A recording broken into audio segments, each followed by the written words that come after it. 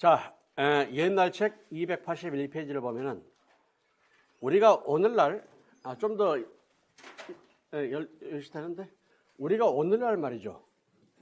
법치국가다 이러한 표현을 하는데 법치국가라고 하는 것은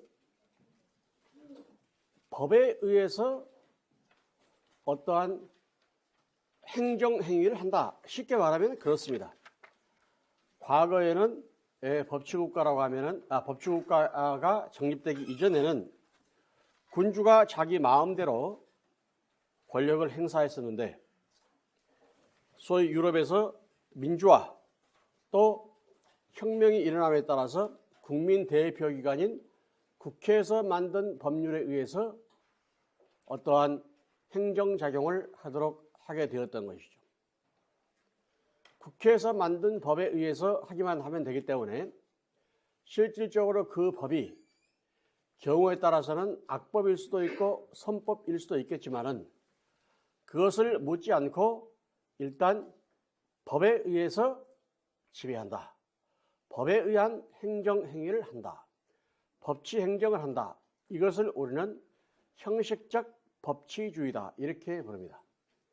이 형식적 법치주의는 그 법 형식에 있어서의 정당성 이것만을 갖추면 되는 것이기 때문에 그 법 내용의 정당성 그 법 그 자체가 선법인가 악법인가를 구분하지 않는다는 말이죠.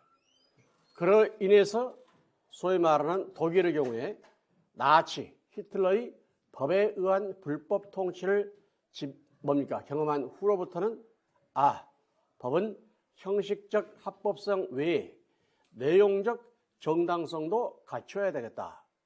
만약에 이러한 법이 내용적 정당성을 갖추지 못했을 때는 이것은 위헌 법률이 된다. 이렇게 설명을 할 수가 있는 것이죠.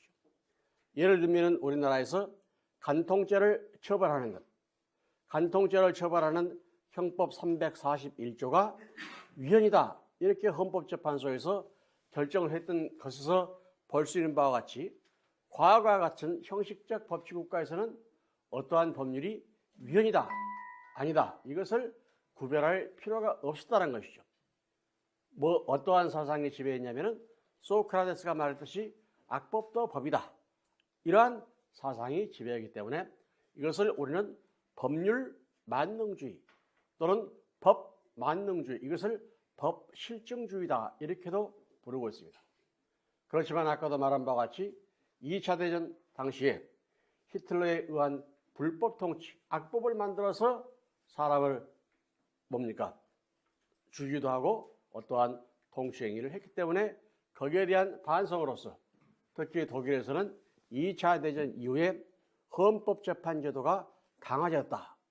위헌법률 심판제도가 강화되었고 이것을 종전의 형식적 법치국가에서 이것을 실질적 법치국가다. 이렇게 부르고 있다는 것이죠. 그렇기 때문에 과거에는 법이 최고다. 프리마테스 레시트. 법의 최고성.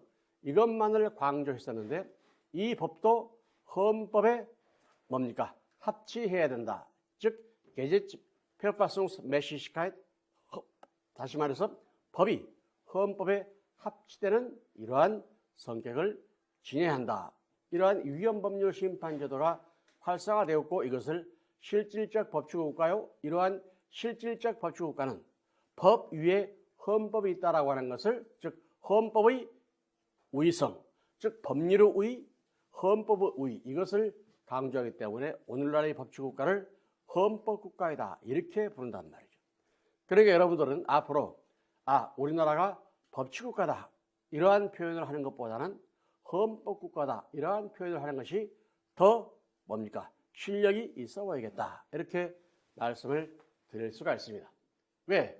과거에는 어떤 이 법이 악법이건 선법이건 이것을 구별하지 않고 이 법에 의한 통치 이것만을 강조했는데 이 법이 소위 말해서 헌법에 위반되느냐 헌법에 추구하는 가치 또는 헌법 원칙 또는 헌법 규범 여기에 위반되느냐 이것을 따진 후에 이 법이 비로소 선법이라고 인정될 때 이 법을 적용하는 것이기 때문에 이러한 국가, 이것을 헌법국가이다 이렇게 본다는 말이죠.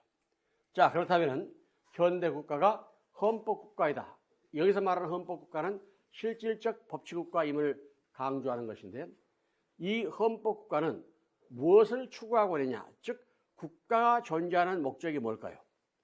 국가가 존재하는 목적은 국민 행복을 위해서 존재하는 것이죠. 간단하게 네 글자로 말하면 국가가 존재하는 목적은 과거 전제 군주 시대처럼 국민을 지배하고 통치하고 다스리기 위해서 존재하는 것이 아니고 국민에게 봉사하고 서비스하고 국민에게 행복을 주기 위해서 국가가 존재하는 것이고, 이것이 바로 국가의 목적, 스타트지백이다 이렇게 설명을 한다는 것이죠.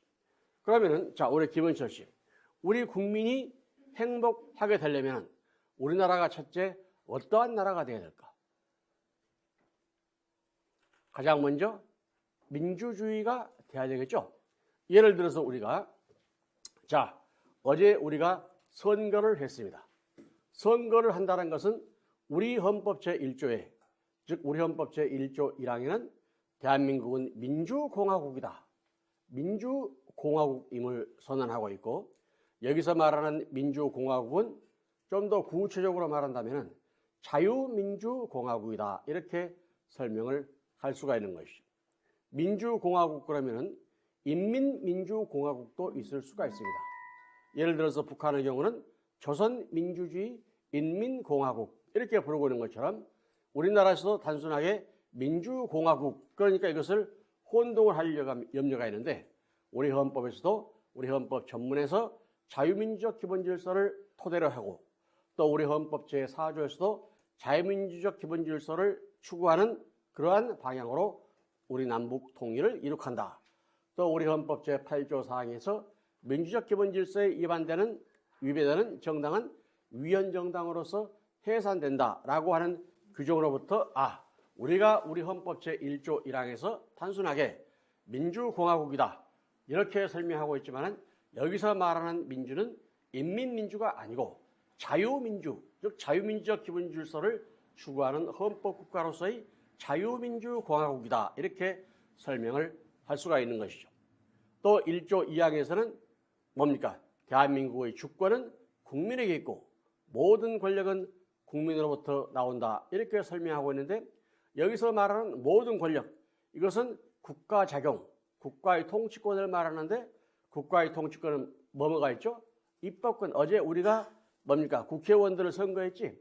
이 사람들은 입법권을 행사한단 말이죠. 대통령 선거를 한다면 예를 들어서 행정권, 그 다음에 사법권, 이러한 입법권, 행정권, 사법권은 국민으로부터 나온다 이렇게 설명을 하고 있는 것이죠. 그렇기 때문에 자, 여러분들은 주권을 가지고 있는데, 이 주권을 우리가 주권이라고 하는 것을 가지고 있는데, 이 주권을 언제 어떻게 행사하느냐, 이것은 바로 우리가 주기적 선거제도, 예를 들면 대통령 선거라고 하는 선거 행위를 통해서, 투표 행위를 통해서, 그 다음에 국회의원 선거면은 국회의원 선거라고 하는 투표 행위를 통해서 주권을 행사하는 것이죠. 그렇기 때문에 여러분들이 주권을 가지고 있고, 여러분들은 실제로 어제와 같은 국회의원 선거에서 주권을 행사한 것이다 이렇게 설명을 할 수가 있다는 것이 무슨 말인지 알겠지? 우리가 주권을 가지고 있다라고 하는데, 우리는 그러면은 언제 주권을 행사하나? 바로 이러한 선거제도를 통해서 여러분들이 주권을 행사한다 이렇게 설명을 할 수가 있는 것이죠. 자, 그러면은 민주주의, 여러분 우리가 국민 행복을 이루기 위해서는 우리나라가 독재국가여야 되겠습니까? 아니면은 민주국가가 되어야 되겠습니까? 당연히 주권제민, 주권이 국민에게 있는 민주주의가 되어야 되겠죠. 바로 이러한 민주주의 원리, 이것이 현대 헌법국가의 기본 원리의 첫 번째 요소이다 이렇게 설명을 할 수가 있는 것이죠. 민주주의를 우리는 데모크라티, 독일어로 데모크라티 이렇게 말하는데, 원래 이 민주주의라고 하는 것은 그리스에서부터 이것이 출발을 하고 있습니다. 그리스어의 데모스, 그것은 국민, 민중, 크라티엔, 크라토스, 지배, 통치, 즉 국민이 지배하는 이러한 국민이 통치권을 가지고 있는 이러한 것, 이것이 소위 말하는 민주주의다. 이렇게 설명을 할 수가 있는 것이죠. 그런데 아까도 말한 바와 같이 민주주의라고 하는 것은 참 좋은 용어라 그랬죠. 좋은 용어이기 때문에 뭡니까? 좋은 나라를 상징하기 때문에 이것은 여자들이 좋아하는 방이 어디지? 여자들이 좋아하는 방? 서방. 서방이나 공산진영에서도 다 같이 민주주의라고 하는 용어를 사용한다. 그렇기 때문에 자, 우리나라에서 소위 말하는 민주공화국 이러한 표현을 쓰고 있는데 이러한 공산진영인 북한 같은 경우에서도 조선민주주의 인민공화국 이러한 민주주의라는 말을 쓰고 있는 것으로 보아서 민주주의라고 하는 용어는 좋은 나라를 상징하는 것이구나. 이렇게 여러분들이 알아둘 필요가 있는 것이죠. 다만 민주주의는 국민의 통치 형태를 말하는데 여기서 말하는 국민의 통치 형태라고 하는 것은 우리 국민이 직접 어떠한 통치권을 발동한다는 것이 아니고 우리가 그 대표자를 뽑아서 그 대표자라 하여금 우리 국민을 대신해서 어떠한 뭡니까? 통치권을 행사할 수 있도록 한다는 의미이다. 이것을 여러분들이 알아두실 필요가 있는 것이죠. 그렇기 때문에 오늘날 우리는 직접 민주주의를 채택하고 있는 것이 아니고 간접 민주주의를 채택하고 있는 것이고 바로 우리가 국민 대표기관인 헌법기관인 국회의원을 뽑아서 국회의원은 개개인이 하나의 헌법기관입니다. 바로 이러한 국민 대표기관인 국회의원을 뽑아서 바로 이러한 통치권을 행사하도록 하는 것. 이것이 바로 민주주의다. 다시 말해서 이것은 간접 민주주의를 의미하고 있다. 이렇게 설명을 할 수가 있는 것이죠. 자, 원래 민주주의 이론을 가장 먼저 주장했던 사람은 우리가 루소, 그렇죠? 장자크 루소를 들 수가 있습니다. 루소가 민주주의 이론의 선구자이다, 아버지이다 이렇게 말하는 이유는 루소는 그에 있어서 사회계약론에서 국민주권 이론을 정립했다 이렇게 설명을 하고 있는데 바로 이러한 루소의 민주주의 사상은 1789년의 프랑스 혁명이라든지 그 다음에 몽테스키유의 삼권분립이론 그 다음에 미합중국 1787년에 미합중국 헌법이 탄생되게 되죠. 19세기의 여러 나라의 정치 제도에 사상적인 영향을 미친 것이다 이렇게 설명을 하고 있고 이러한 민주주의는 첫 번째 자유주의와 밀접한 관련을 가지고 있다 이렇게 설명을 할 수가 있는 것이죠. 다시 말해서 자, 미국의 독립선언은 1776년에 이루어지게 되는데 이 미국의 독립선언에 소위 말하는 자유주의 국가관을 내포하고 있습니다. 즉 평등권을 제창을 했고 주장을 했고 인권은 천부적으로 부여받은 것이다라고 하는 천부인권 그 다음에 국민주권 이론, 혁명권 바로 이러한 것 등이 소위 말하는 내포되었기 때문에 이것은 하나의 자유주의 국가 간의 뭡니까? 표출이다 이렇게 설명을 할 수가 있다는 것이죠. 일단 민주주의는 자유주의를 사상적 토대로 삼고 있다. 그렇기 때문에 이 자유주의를 사상적 토대로 삼고 있는 것을 우리는 자유민주주의다 이렇게도 설명을 할 수가 있습니다.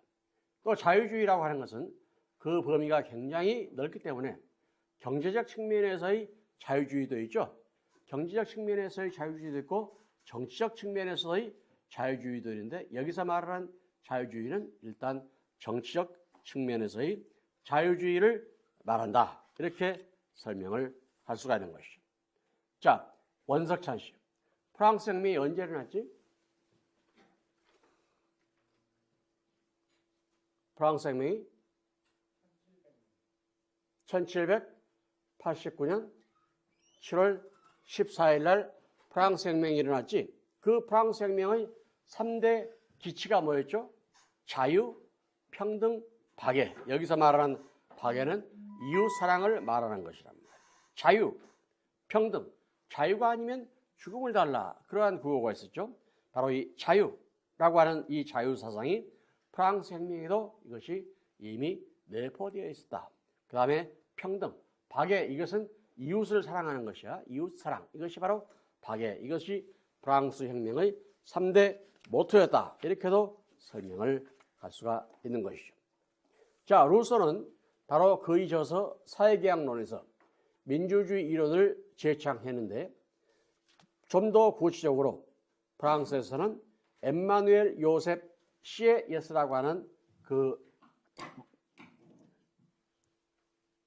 신부님이 계시는데 여기서 말하는 엠마누엘 요셉 시에예스는 아베 시에예스 이렇게도 설명을 합니다.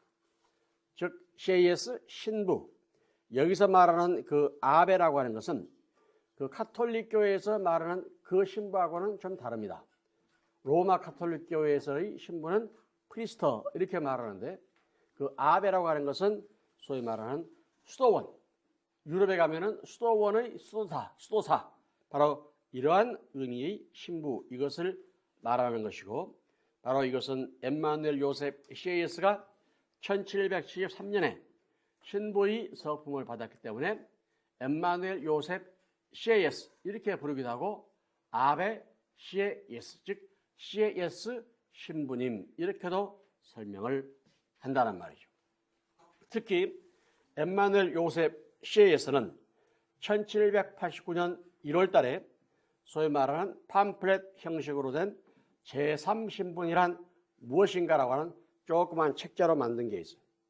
그것을 만들어서 이제 그 제3신분이 무엇인가라고 하면서 오직 국민이 바로 헌법 제정 권력의 주체가 된다. 이렇게 설명을 했던 것이죠.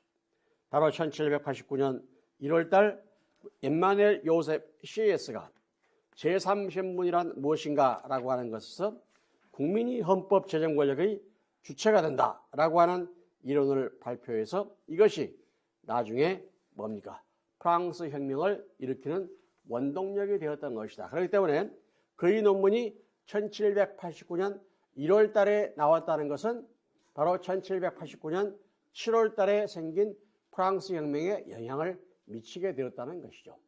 이것이 프랑스에서 베스트셀러가 되었던 것이기 때문에 그러면서 바로 헌법 제정 권력의 주체는 국민인데 이 국민이 가지고 있는 이러한 헌법 제정 권력을 국민이 선출하는 대의기관이라고 하는 것은 의회, 그렇죠? 국회를 말하는 것인데 이 국회에서 이것을 대신 행사할 수 있다 이렇게 말했기 때문에 엠마누엘 요셉 시에예스의 이론을 또는 엠마누엘 요셉 시에예스를 무슨 이론의 선구자이다?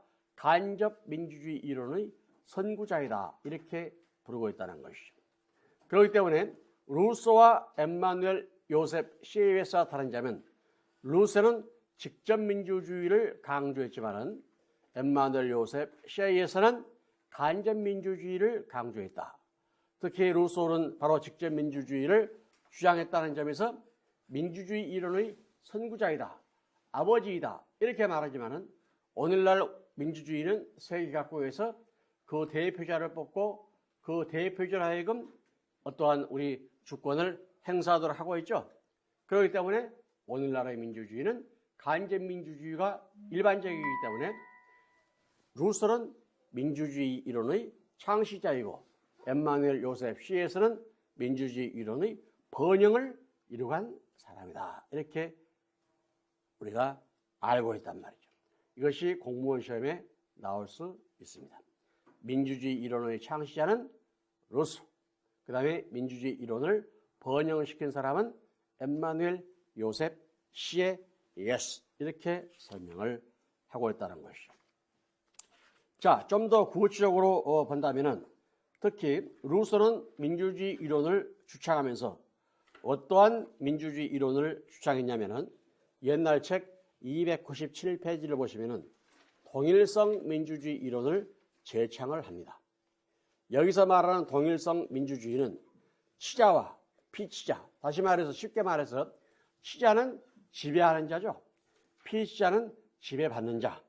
즉 지배하는 자와 피치자는 동일한 통치 형태를 이룬다. 이것은 뭐냐면은 피치자가 치자의 의사에 복종하는 것은 자기 스스로의 의지에 복종하는 것이다. 다시 말해서 우리 피치자의 의사는 소위 말하는 총의, 일반 의사로서 이것이 결집이 되는 것이고 국가기관은 바로 이러한 국민의 일반 의사, 총의에 해당되는 것을 집행하는 기관이기 때문에 바로 국민이 국가 권력에 복종하는 것은 자기 스스로의 의지에 스스로 복종하는 것이다. 이것이 바로 이덴티테스 테오리 또는 이덴티테스 데모크라티, 통일성 민주주의 이론이다. 이렇게 설명을 한다는 것이죠. 그렇기 때문에 여러분들 이걸 봐봐. 자, 국가기관이 있어요. 바로 이 국가기관은 소위 말하는 국민의 소위 그 일반 의사, 총의 이것을 반영하는 기관이기 때문에 국민들이 국가 권력의 힘에 복종하는 것은 본인 스스로의 의지에 복종하는 것이다. 이렇게 설명을 하는데, 자, 루소의 사회계약론이 뭐냐면은 그의 사회계약론에서 자연상태는 인간이 고립해서 생활하는 상태로서 재산도 전쟁도 없는 평화롭고 무조직의 상태였는데 자연상태에서의 인간의 욕망과 자유남용을 방치하게 되면 자연의 아름다움도 자유의 고귀함도 파괴되고 말 것이므로 이를 보존하기 위해서 전체 인민은 합의, 즉 자유의사에 의한 기약을 체결했다. 이것이 바로 사회기약론의 핵심적인 내용입니다. 즉 전체 인민은 합의에 의해서 무엇을 건설했더라? 국가를 건설하고 국가를 지도하는 최고 불변의 의사, 이것을 우리는 총의 또는 일반 의사 이렇게 부르는데 최고 불변의 의사인 일반 의사, 즉 총의에 따름으로써 질서를 유지하고 그렇게 함으로써 스스로의 자유를 누릴 수 있다고 주장을 했던 것이죠.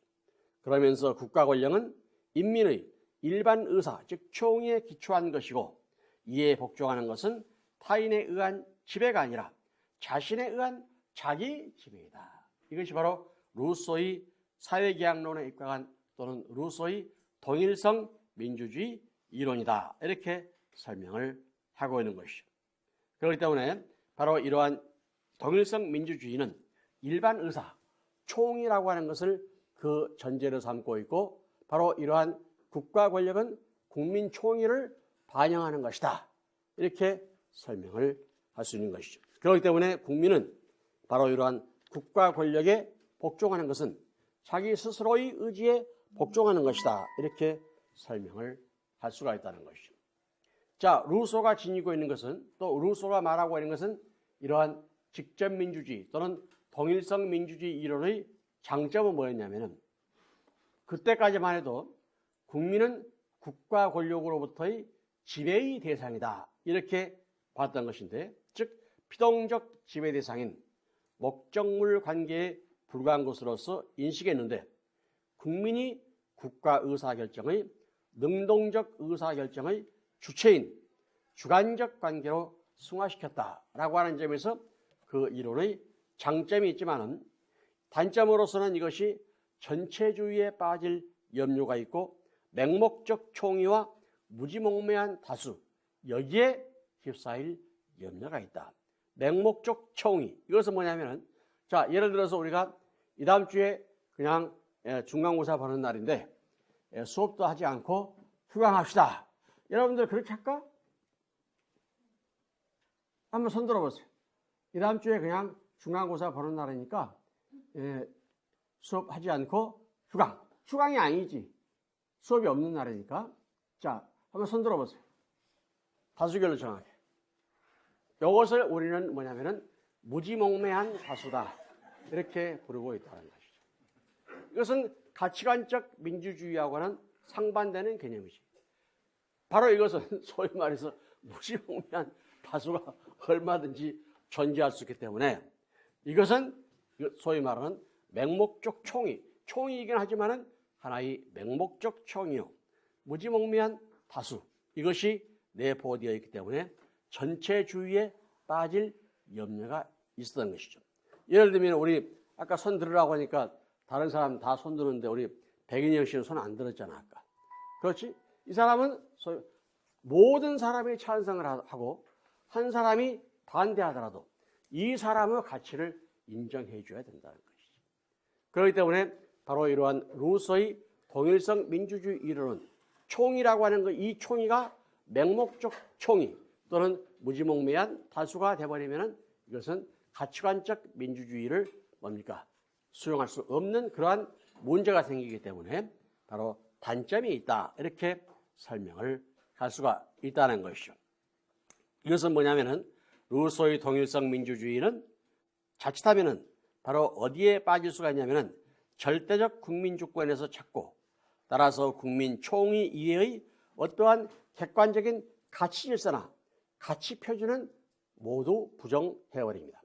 객관적인 가치 질서, 즉 objektive Wertordnung, 또 가치 표준, 이것을 부정하게 되고 또 이것이 총이나 다수가 모든 것을 결정할 수 있다라고 한다면은 민주주의 내용은 유동적이고 상대적으로 되어버리고 이것은 독재주의 이론으로 번질 또는 악용될 염려가 있다. 다수가 결정하는 것은 항상 옳다라고 하면 여러분들이 이번에는 자 우리 뭡니까? 다수결로 이렇게 결정합시다 하면은 이번에는 이렇게 결정해 놓고 또 다음에는 또 다른 형식으로 결정할 수가 있는 것이죠. 이번에는 야 우리 축구를 하자. 우리 이 다음에는 우리 야구를 하자. 바로 이 다수결의 원칙은 아까도 말한 바와 같이 맹목적 다수에 빠지게 된다면 다수에 의하면 얼마든지 결정할 수 있다는 이러한 문제에 빠지기 때문에 민주주의 개념을 가치 상대화해버릴 염려가 있다. 민주주의라고 하는 것은 자유, 평등, 정의 이 세 가지는 인류 모두가 추구하는 하나의 보편적 가치에 해당되는 것이죠. 자유라고 하는 것, 평등이라고 하는 것, 정의라고 하는 것은 소위 말하는 유럽 사람들만 자유, 평등, 정의 이것이 적용되는 것이 아니고 우리 동양 사람들에게도 자유, 평등, 정의가 당연히 인류 보편의 가치로서 이것이 적용돼야 되는 것이고 아프리카에서도 이것이 자유, 평등, 정의는 모든 인류 보편의 가치에 해당되는 것이기 때문에 이것은 상대적으로 변환 또는 변모시킬 수 있는 것이 아니고 이것은 하나의 절대적인 가치에 해당된다. 이렇게 설명을 할 수가 있는 것이죠. 그렇기 때문에 오늘날 우리가 말하는 민주주의는 방어적 민주주의다. 이렇게 말하는데 이러한 방어적 민주주의는 과거의 뭡니까? 다수결의 원칙, 다수가 결정하는 것은 항상 옳다라고 하는 이 다수의 독재 또는 민주주의 그 상대화, 가치 상대적 민주주의 이론에 대한 반작용으로서 등장한 개념이다. 이렇게 설명을 할 수가 있다는 것이죠. 특히 한스 켈제는 독일의 한스 켈제는 원래 이 사람은 오스트리아 사람인데 한스 켈제는 민주주의라고 하는 것은 남에게 관용을 베푸는 것이다. 나만의 주장이 옳은 것이 아니고 상대방의 주장이 옳을 수도 있다. 이렇게 생각하기 때문에 어떠한 절대적인 가치를 인정하지 않습니다. 이것을 얼핏 보기에는 좋은 생각이 들지 관용을 베푸는 것처럼 보이기 때문에 그러한 관용을 베풀다 보니까 독일 바이마르 공화국 당시에 즉 1919년에서부터 1933년 사이에 바이마르 공화국 당시에 공산주의자들이 날뛰고 또 누가 날뛰었죠? 구구파, 히틀러와 같은 이러한 급진주의자, 구구파들이 날뛰는 것도 소위 말하는 그 당시 국가의 입장에서는 관용을 베푸는 것이라고 했기 때문에 이것을 보고 있을 수밖에 없었다는 것이죠. 또 민주주의는 다수결의 원칙, 이것이 민주주의 본질이다 이렇게 봤기 때문에 다수결의 원칙에 의해서 즉 선거에 의해서 투표에 의해서 히틀러가 뭡니까? 다수당이 되었고 바로 이 히틀러가 정권을 장악하게 된 것이 소위 말하는 쿠데타에 의해서 정권을 장악한 것이 아니고 선거에 의해서 국민 선거에 의해서 히틀러라고 하는 독재자가 탄생되게 되었다는 것이죠. 그러면 선거에 의해서는 누가 당선이 되는 것이지? 다수표를 득표하는 사람들이 당선되는 것이죠. 그래서 이 다수결의 원칙, 이것이 민주주의 본질적 요소는 아니구나. 이 다수결의 원칙이라고 하는 것은 하나의 민주주의를 실현하기 위한 form principle, 형식 원리에 지나지 않는 것이지 다수결의 원칙이 민주주의 본질에 해당되는 것이 아니다. 만약에 다수결의 원칙이 민주주의 본질에 해당된다면 다수가 결정한다는 것을 하는 것은 항상 옳다라는 생각이 들어버리는 것이죠. 그러면 아까도 말한 바와 같이 자, 이 다음 주에 수업을 안 한다. 이것이 소위 말하는 압도적 다수로 만장일치였던 것 같아. 아까 그렇지? 만장일치였지만은 이것은 분명히 가치관적 민주주의 입각에서 본다면은 잘못된 것이다.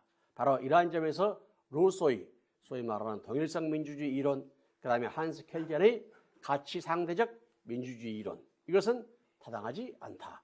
오늘날의 민주주의는 무슨 민주주의? 가치관적 민주주의다. 이렇게 설명하고, 이 가치관적 민주주의는 자유의 적에게 자유란 없다. 이것을 그 사상적 기반으로 삼고 있습니다.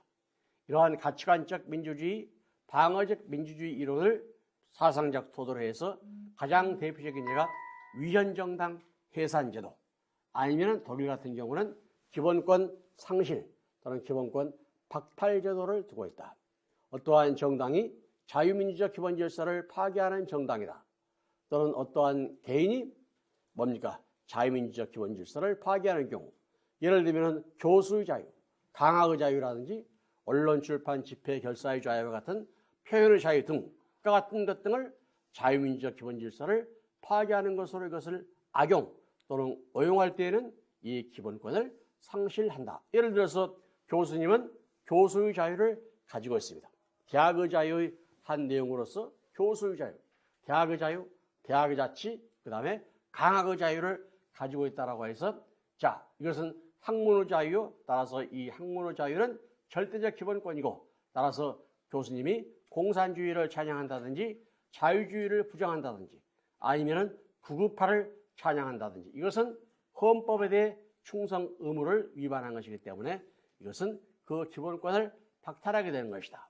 또 예를 들어서 여러분들이 표현의 자유를 가진다라고 해서 여러분들이 인터넷이라든지 기타 등등의 조선민주주의 인민공화국 만세 이러한 표현을 쓰게 되면 경우에 따라서 자유민주적 기본 질서를 파괴하는 헌법의 적이 되어버린단 말이죠.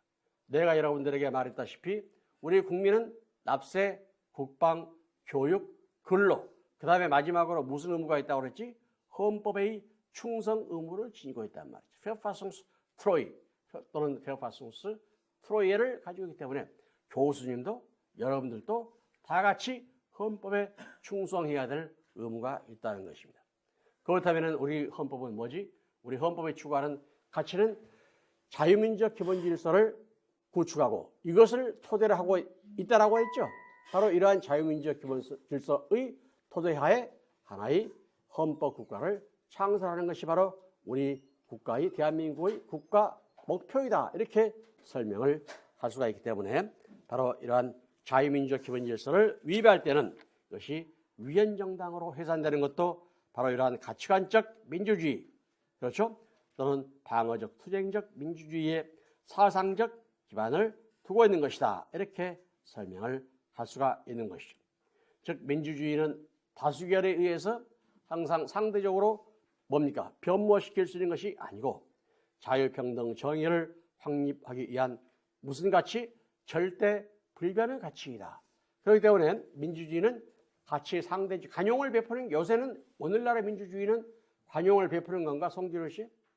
관용을 베푸는 것이 아니지.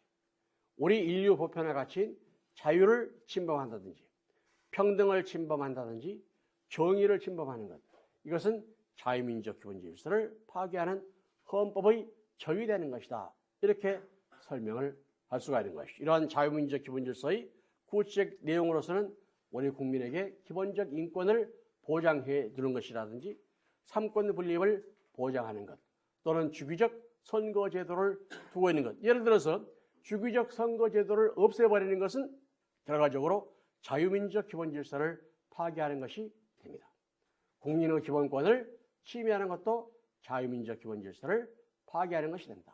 삼권 분립을 부정하고 일당 독재를 하게 하는 것, 복수정당 제도를 부인하는 것, 이것은 모두 자유민주적 기본 질서를 파괴하는 헌법의 적이 되고 마는 것이다. 이렇게 설명을 할 수가 있다는 것이죠. 그렇기 때문에 과거 우리가 통합진보당이 해산될 때 바로 이 이석기라는 사람이 폭력 지배야. 그렇기 때문에 자유민주적 기본 질서를, 그 정의는 자유지배와 폭력 지배를 배제하고 그때그때의 국민의 자발적인 다수의 의사에 의해서 국가 권력이 행사되도록 하는 것. 이것이 바로 자유민주적 기본 질서인데 바로 이석기와 같은 사람은 폭력혁명을 강조했던 것이지. 그렇기 때문에 이것은 자유민주적 기본 질서를 파괴하는 헌법의 적이다. 이렇게 설명을 할 수가 있는 것이죠. 그러면 위헌정당으로서 해산되면은 바로 이 위헌정당으로 해산된 그 정당의 재산은 모두 몰수합니다. 또 국회의원들은 위헌정당으로 해산된 국회의원들은 그 국회의원의 신분을 박탈당해야 합니다. 또 뿐만 아니라 일단 위헌정당으로 해산된 그 정당의 당원들은 나중에 아예 선거권 자체를 박탈시켜버려야 된다. 이렇게 김백유 교수는 주장을 하고 있습니다.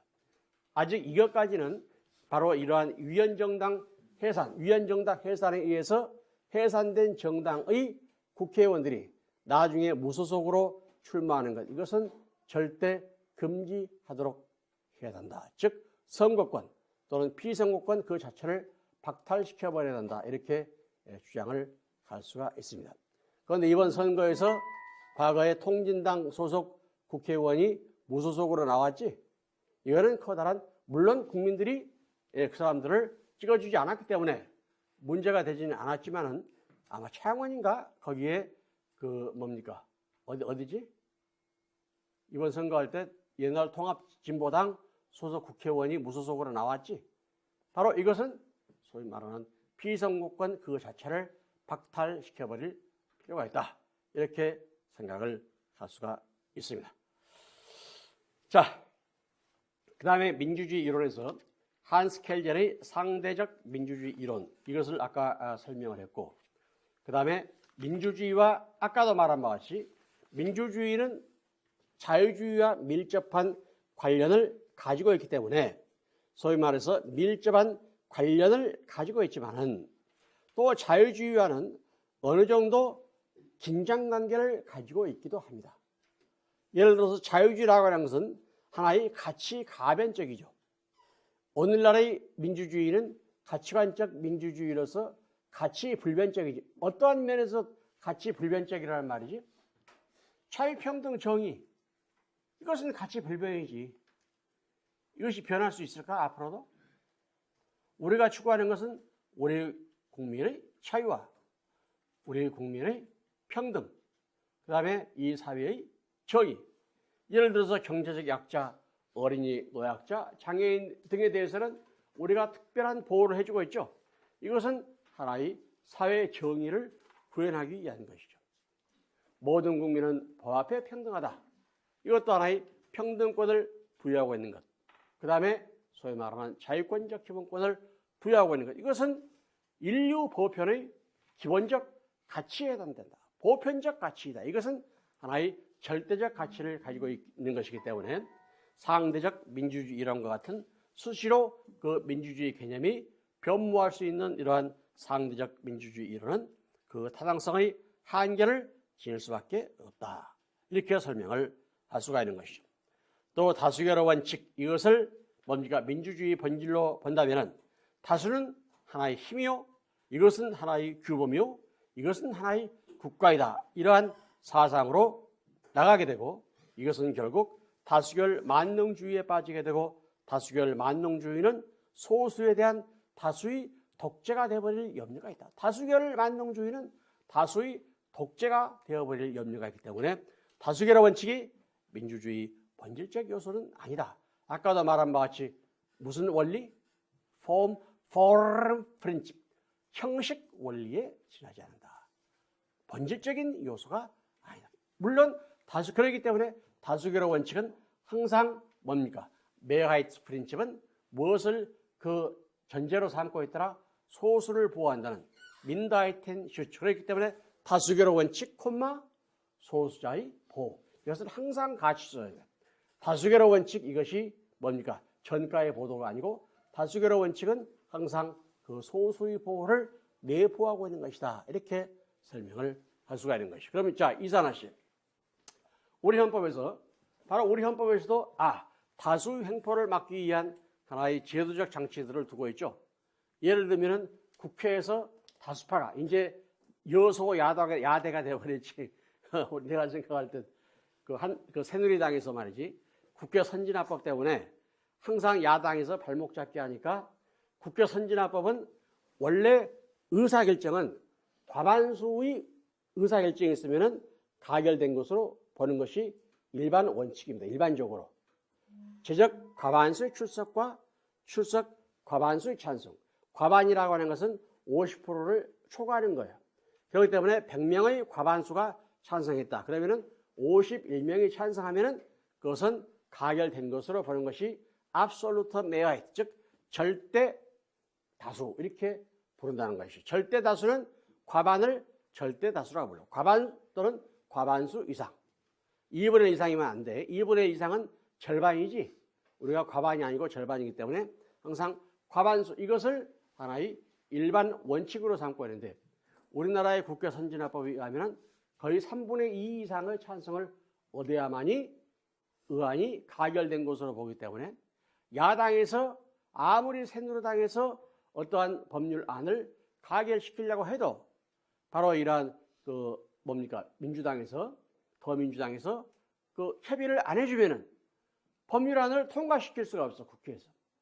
그러니까 청와대에서 박근혜 대통령이 빨리 법률안이 통과가 돼야 법률안이 국회에서 가결되면은 그때부터 법률이 되는 거야. 국회에 있는 동안은 법률안, 안 그 자체를 가지고 국민에게 어떠한 행정행위를 할 수 없는 것이지. 행정행위라고 하는 것은 법치행정이요. 행정행위는 법을 집행하는 행위이기 때문에 빨리 국회에서 법률안을 법률로 만들어 줘야 바로 행정부에서 그 법률을 보고 가지고 집행을 한단 말이지. 그렇기 때문에 행정행위라고 하는 것은 구체적 사실에 관한 법 집행으로서의 권력적 단도행위다. 또는 행정처분은 구체적 사실에 관한 법 집행으로서의 공권의 행사 또는 그 거부, 그 밖에 이에 준하는 행정작용. 행정이라고 하는 것은 법을 집행하는 것이란 말이죠. 법이 없으면 행정행위를 할 수가 없어. 아무리 좋은 일이건 아무리 나쁜 일이건 국민의 기본권을 제한할 때도 법에 의해서 국민의 기본권을 보장해주고 또 어떠한 급부를 해주는 경우에도 바로 법에 의해서 이것이 무슨 행정? 법치행정이요. 이것이 행정의 법률적 합성 원칙 Gesetzmäßigkeit der Verwaltung 이렇게 부르고 있단 말이죠. 이것이 바로 법률의 의 또는 헌법의 의. 행정은 법의 아래에서 법의 규제를 받는 작용이 바로 행정작용입니다. 행정이라고 하는 것은 법 아래서 법의 규제를 받는 작용이 바로 행정이다. 법을 집행하기 위한 것이다. 이렇게 설명을 할 수가 있는 거예요. 그래서 이제 여당에서 자꾸 어떠한 법률안을 빨리빨리 통과시켜야 되는데 야당에서 발목 잡기를 했다고 그러지. 그렇지? 그래서 이제 이번 선거에서 우리 새누리당이 이제 과반수 이상 이걸 차지하면은 국회 선진화법을 폐지시켜버려야지. 이제 막 그걸 공공연하게 떠들고 다녔지. 김무성이와 새누리당 의원들이. 그런데 이제 여소 야대가 돼버렸으니까 지금 어떨지 모르겠어요. 그러니까 여소 야대가 됐으니까 야당이 훨씬 많잖아. 그러니까 야당은 이제 우리 빨리 국회 선진화법 폐지하자. 그러면은 새누리당에서 그럽시다.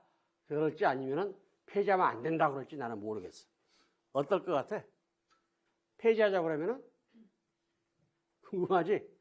얼마 전까지 자기들이 폐지하자고 그랬던 사람들인데 지금은 여소가 돼버렸잖아. 야대지 지금은. 그래서 이 사람들의 마음이 어떻게 변했는지 모르겠단 말이지. 우리 인간의 마음이라는 것은 수시로 변할 수가 있는 것이지. 봐봐. 새누리당을 지지했던 사람들이 지금은 새누리당을 지지하지 않잖아. 바로 이 다수결의 원칙, 이것이 민주주의 본질이 될 수 없는 것은 다수라고 하는 것은 항상 수시로 변할 수 있기 때문에. 그래서 자유민주적 기본질서의 구시적 내용으로서 주기적 선거제도를 반드시 둬야 하는 것은 왜 주기적 선거제도를 둘까? 우리 이민진, 왜 여기서 말하는 주기적 선거제도라고 하는 것은 뭐지? 네? 선거제도하고 주기적 선거제도하고 어떤 차이가 있어요?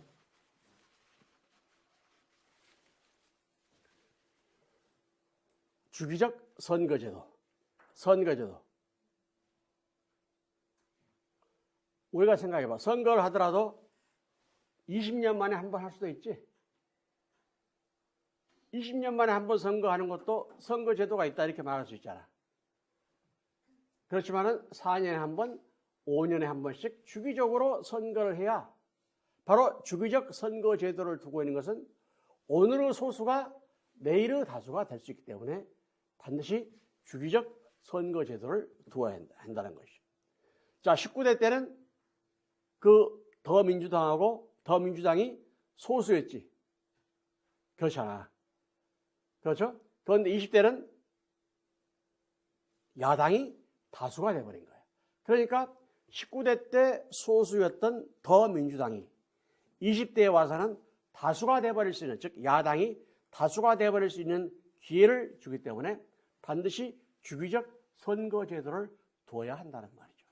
왜? 오늘의 소수는 내일의 다수가 될 수 있기 때문에. 이것이 바로 이러한 주기적 선거제도를 두어야 하는 것이 바로 자유민주적 기본질서의 구시적 내용이 되는 것이다. 이렇게 설명을 할 수가 있는 것이죠. 자, 그렇다면 자유주의는 말 그대로 자유야, 자유. 자유.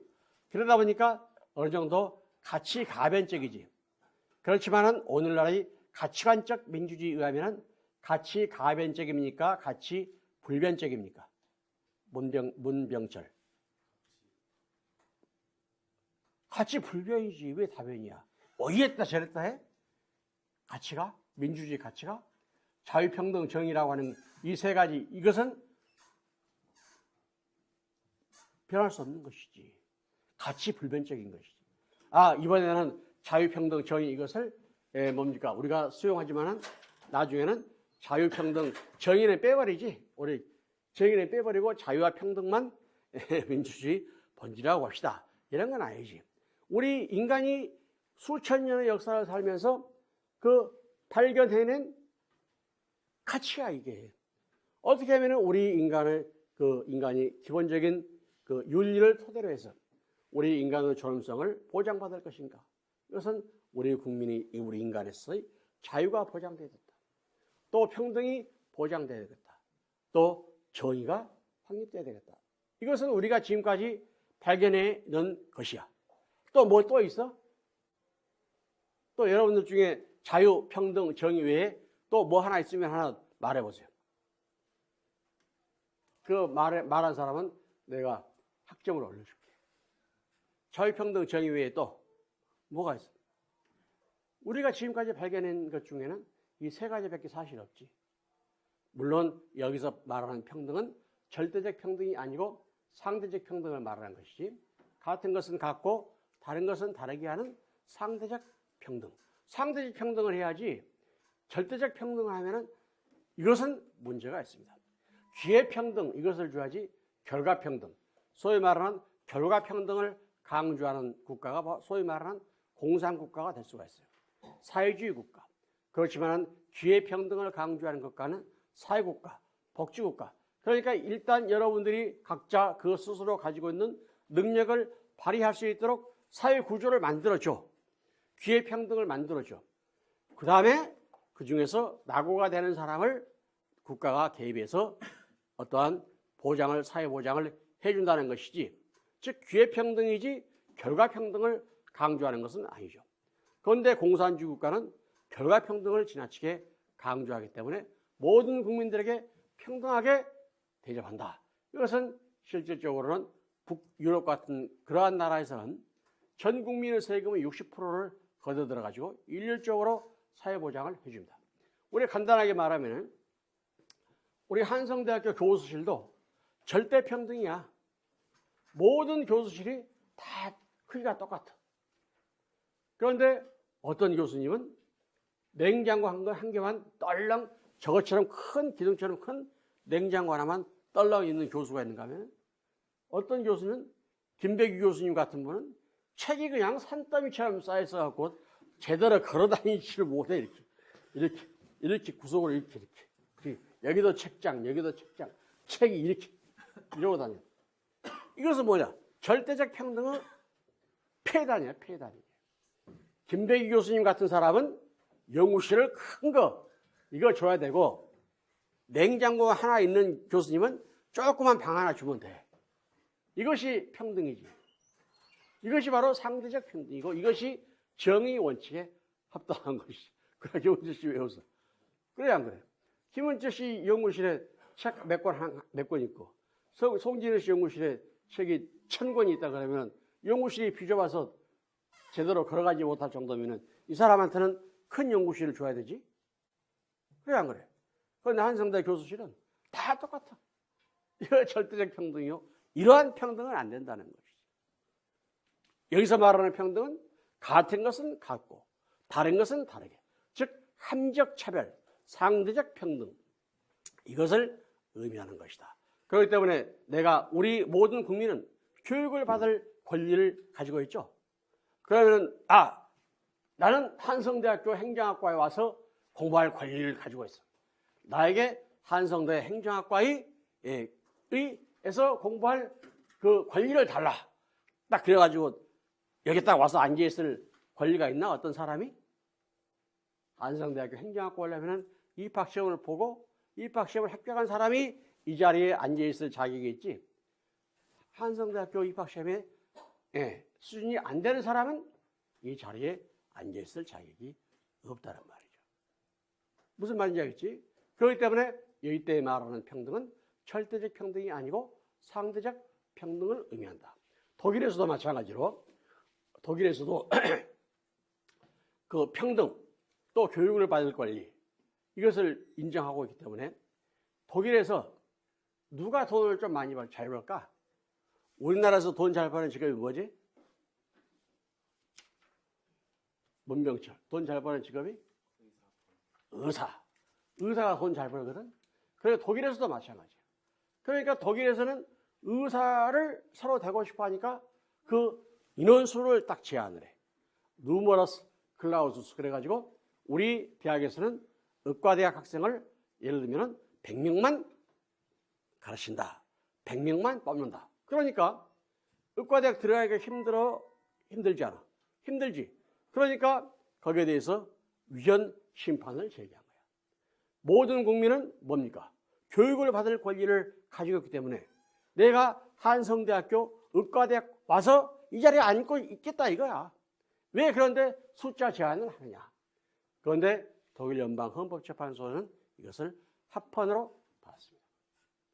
또 독일에서는 법대 들어가려면 공부를 못 해야 돼. 공부 못 하면 다 법대야. 우리나라에서 그 수능시험이라는 거 있지? 수능시험. 독일에서는 아비투어라고 하는 것이 있는데 우리나라로 치면 수학 능력 고사야. 거기서 아비투어에서 점수를 나쁘게 받으면 나 법학해야 해야 되겠어. 나 법학해야 해야 되겠어. 이렇게 말한단 말이지. 그러니까 너무 법대에 학생들이 많으니까 교수님이 다녔던 대학도 법과대 학생들이 3,000명이나 돼. 3,000명. 학생들. 공부 못하는 애들은 다 법대 오는 거야. 그냥. 나도 법대 가야지. 그래서 법대도 누머러스 클라우스 이제 숫자를 제한을 합니다. 너무 그 장소가 독일 법대는 어떠냐면 앉을 자리가 없어갖고 학생들이 여기 앉았어 이렇게 여기 앉아갖고 교수님 쳐다보고 이러고. 독일 대학은 그래. 여기 앉아서 우리 한성대학교에서 여기 앉아서 공부하는 사람 없지. 그렇지? 독일 대학은 학생들이 너무 많아가지고 교실이 꽉 차가지고 그냥 여기 막 땅바닥에 앉아서 수업을 듣는단 말이야.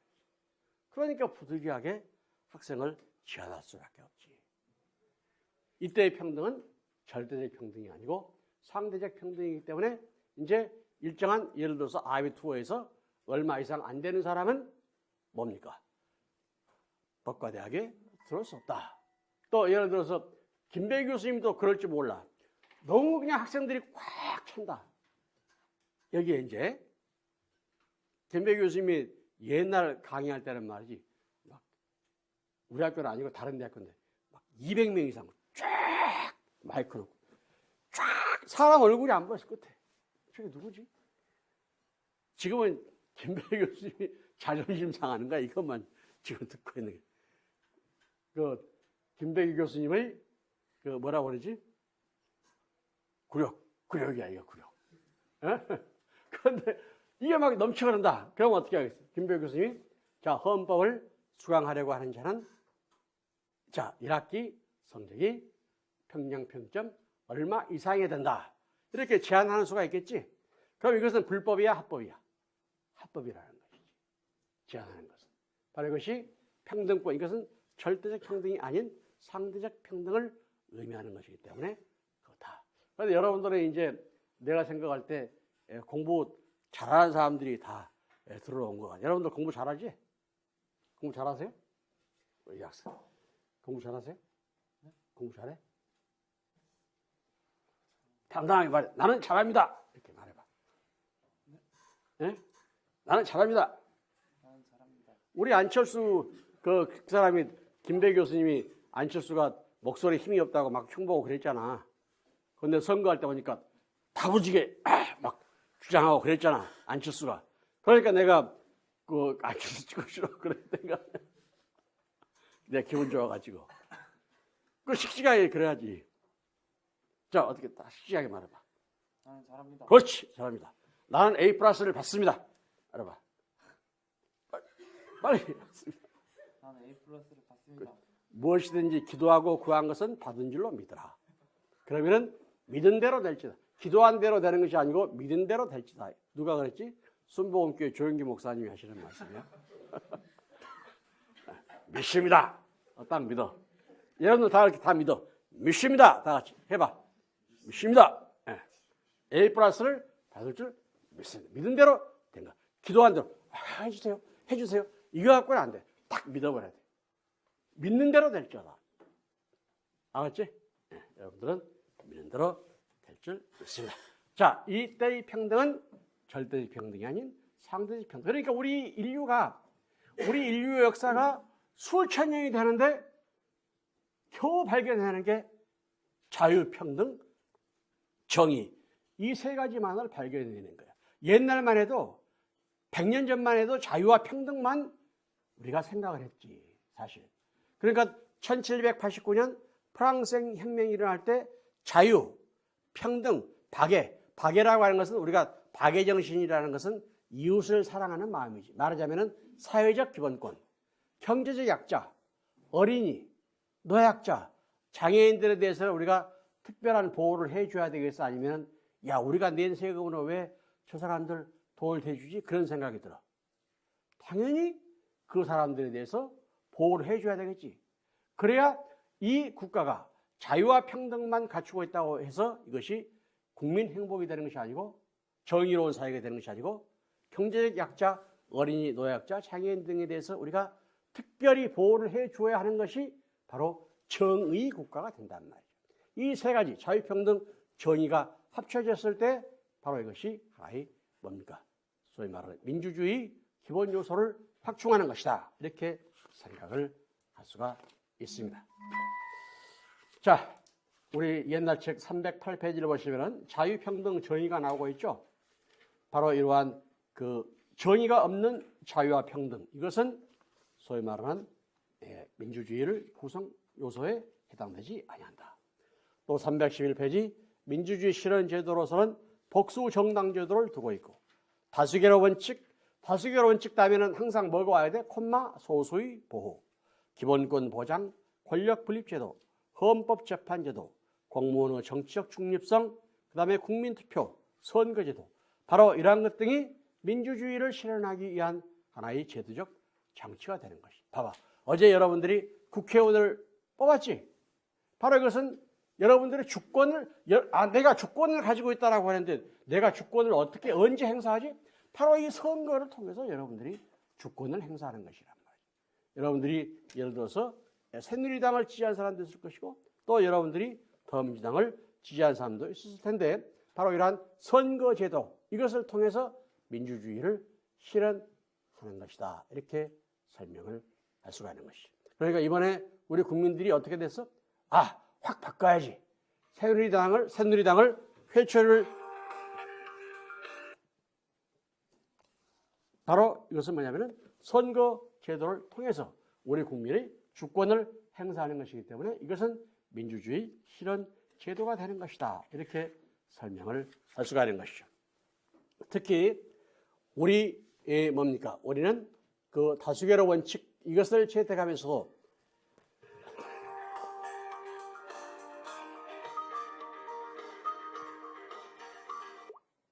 수업 중이니 나중에 연락하겠습니다.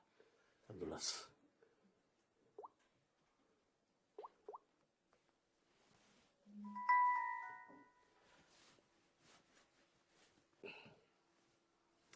항상 다수결의 원칙은 자 아까 뭐라고 그랬지? 민주주의 본질적인 요소가 아니고 민주주의를 실현하기 위한 하나의 형식 원리이다. 그래서 다수결의 원칙은 항상 소수를 보호한다는 것을 그 전제로 삼고 있어야 한다. 그렇죠? 우리가 이걸 생각할 수도 있지. 다수결의 원칙이 어떠한 문제가 있을 수가 있냐면은 자 100명의 다수결은 51명이지. 그런데 51명이 다수인데 그 안에는 또 계파들이 있을 수가 있지. 계파가 있지. 그러면은 51명 중에서 26명이 25명보다 다수지. 그러면 결과적으로 26명이 100명을 지배하는 이러한 모순을 가지고 있기도 해. 그렇기 때문에 다수결의 원칙이 항상 정의인 것만은 아니라는 것이죠.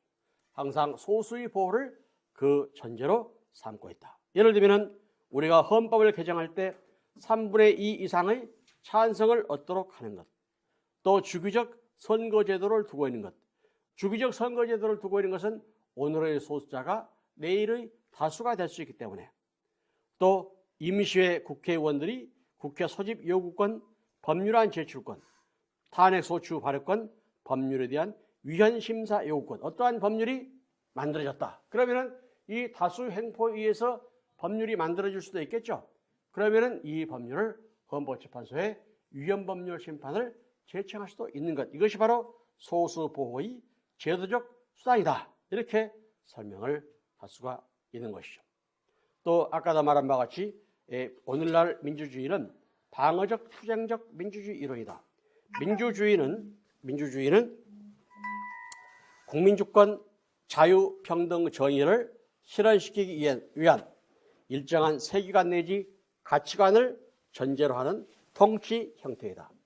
따라서 민주주의 가치 내용, 그렇죠? 가치 내용을 심의하는 민주주의적 내지는 verfassungsfeind, 헌법의 적에 대해서는 민주주의도 스스로 이에 대항하기 위해서 투쟁적 내지 방어적 장비를 갖춰야 한다. 바로 이것에 투쟁적 내지 방어적 민주주의 이론이 성립되는 것이다. 이렇게 설명을 할 수가 있는 것이죠. 독일의 경우는 독일 연방헌법 제21조 2항에 바로 이러한 위헌정당 해산제도를 두고 있고, 또 독일 연방헌법 제18조에서는 기본권 박탈제도, 기본권 상실제도, 즉 자유민주적 기본질서를 파괴하는 것으로서 그의 기본권을, 즉 표현의 자유라든지 교수의 자유 등 언론 출판 집회 결사의 자유를 악용할 때는 이것을 기본권을 박탈해버린 것. 우리 헌법에서는 기본권 박탈 제도는 없죠.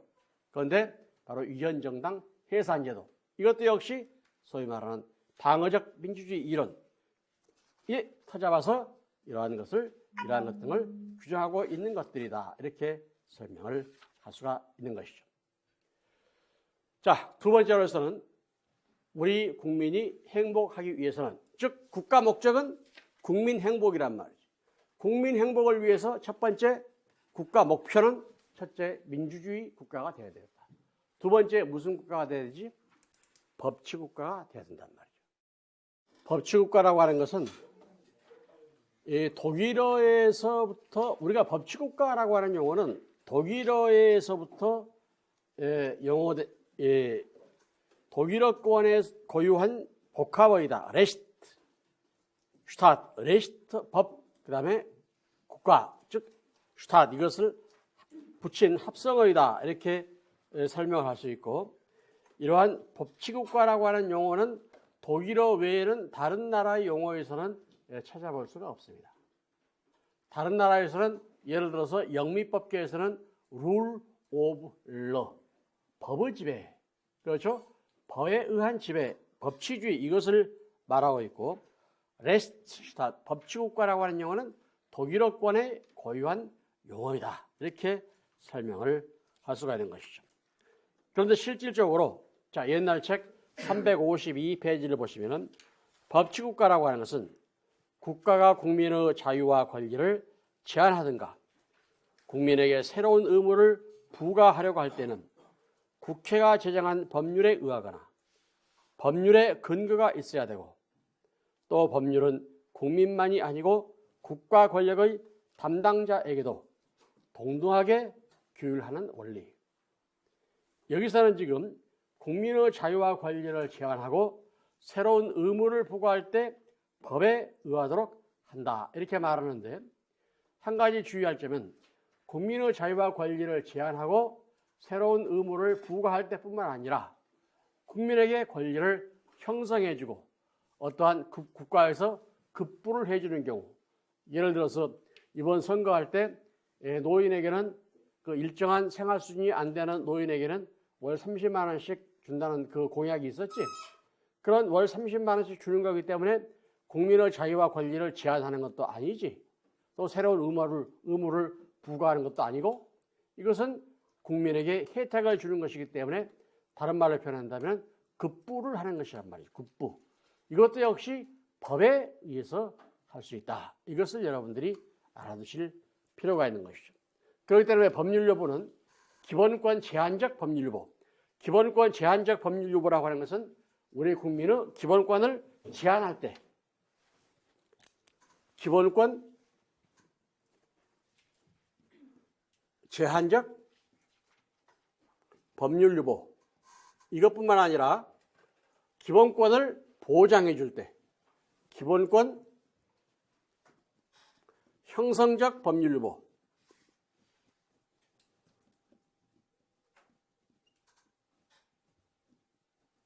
또는 기본권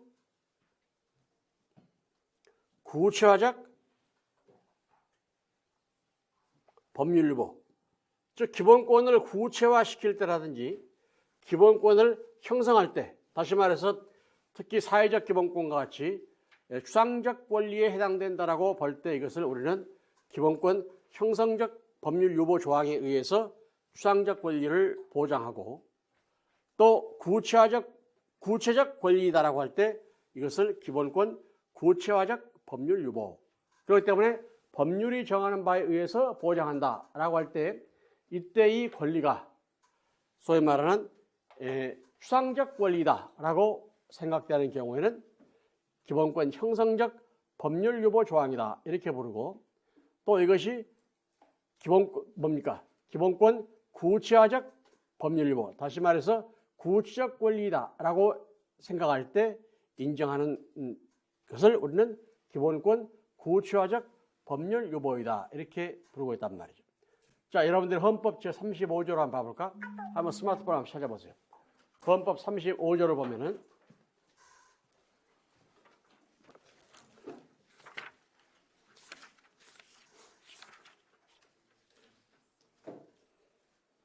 자, 헌법 제35조를 보면은 35조 1항에서 모든 국민은 건강하고 쾌적한 환경에서 생활할 권리를 가지며 국가와 국민은 환경 보존을 위하여 노력해야 한다. 이렇게 규정하고 35조 2항에서는 환경권의 내용과 행사에 관하여는 법률로 정한다. 이렇게 규정을 하고 있습니다.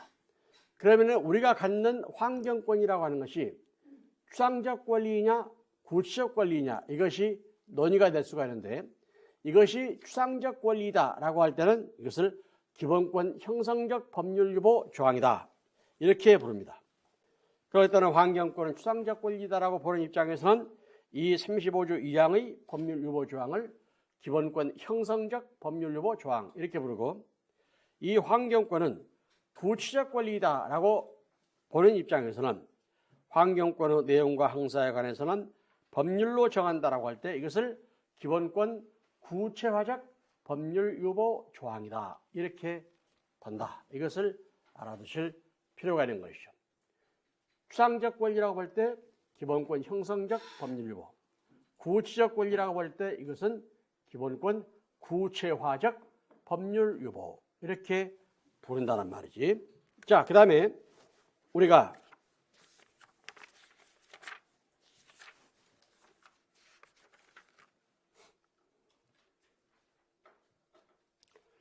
헌법 제12조 1항을 보면은 모든 국민은 신체의 자유를 가진다.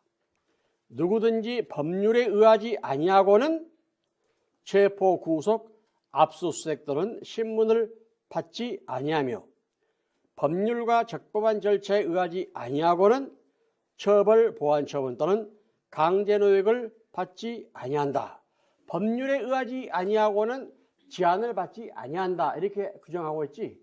그래서 여기서 말하는 헌법 제12조 1항에서 말하는 법률에 의하지 아니하고는 이것의 의미는 기본권 제한적 법률 유보 이렇게 부르고 있다는 말이죠. 그렇기 때문에 법률에 의하지 아니하고는 뭐뭐 당하지 아니한다. 이것은 법률에 의하면 할 수 있다는 말이지. 또 35조 2항에서는 법률이 정하는 바에 의해서 보장한다.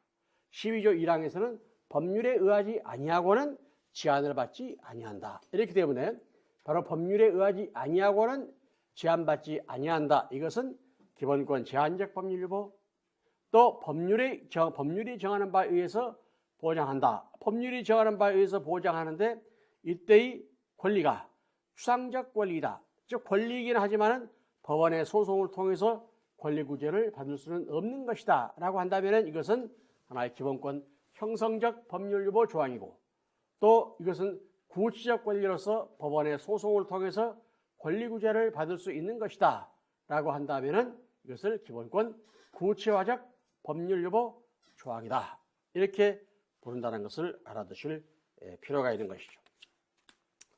자, 법치국가 사상은 어떻게 변모가 되었냐면은 과거 독일 바이마르 공화국, 그 다음에 현재 본기본법 하에서의 법치국가 원리가 전개되고 있는데, 과거 바이마르 공화국 시절만 해도 형식적 합법주의, 즉 법만능주의 사상, 법실증주의 사상이 지배했기 때문에 소위 말하는 악법도 법이다 라고 하는 사상에 근거해서 실질적으로 국민의 자유와 권리가 제한되는 그러한 문제가 발생할 수가 있었습니다.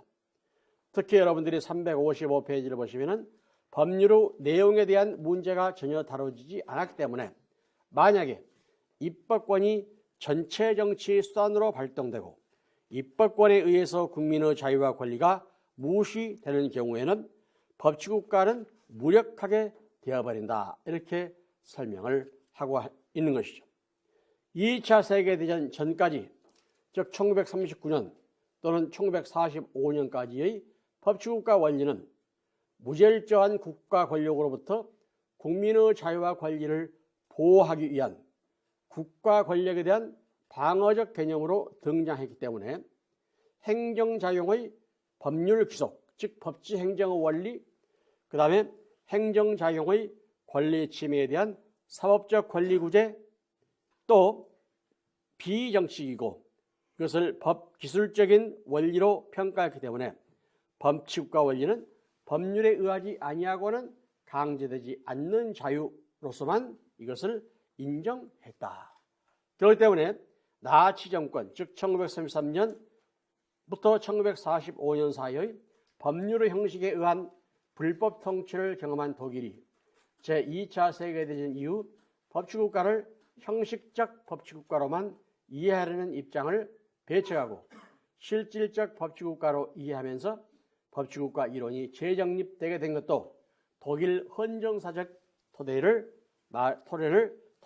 해서 탄생되게 된 것이다. 이렇게 설명을 하게 된 것이죠. 그렇기 때문에 독일 바이마르 공화국 2차 세계대전까지만 해도 실질적 법치국가, 정의국가 이것을 도외시하고 형식적 합법성만 갖추게 되었으면 이것이 법치국가 원리를 구현한 것이다. 이렇게 보았지만은, 즉 형식적 합법성만 가지고 있으면 되었지만은 그 법 내용의 정당성은 따지지 않았단 말이죠. 이것은 뭐냐면은 악법도 법이다라고 하는 이러한 법 실정주의 사상에서 우리가 엿볼 수 있는 것이지.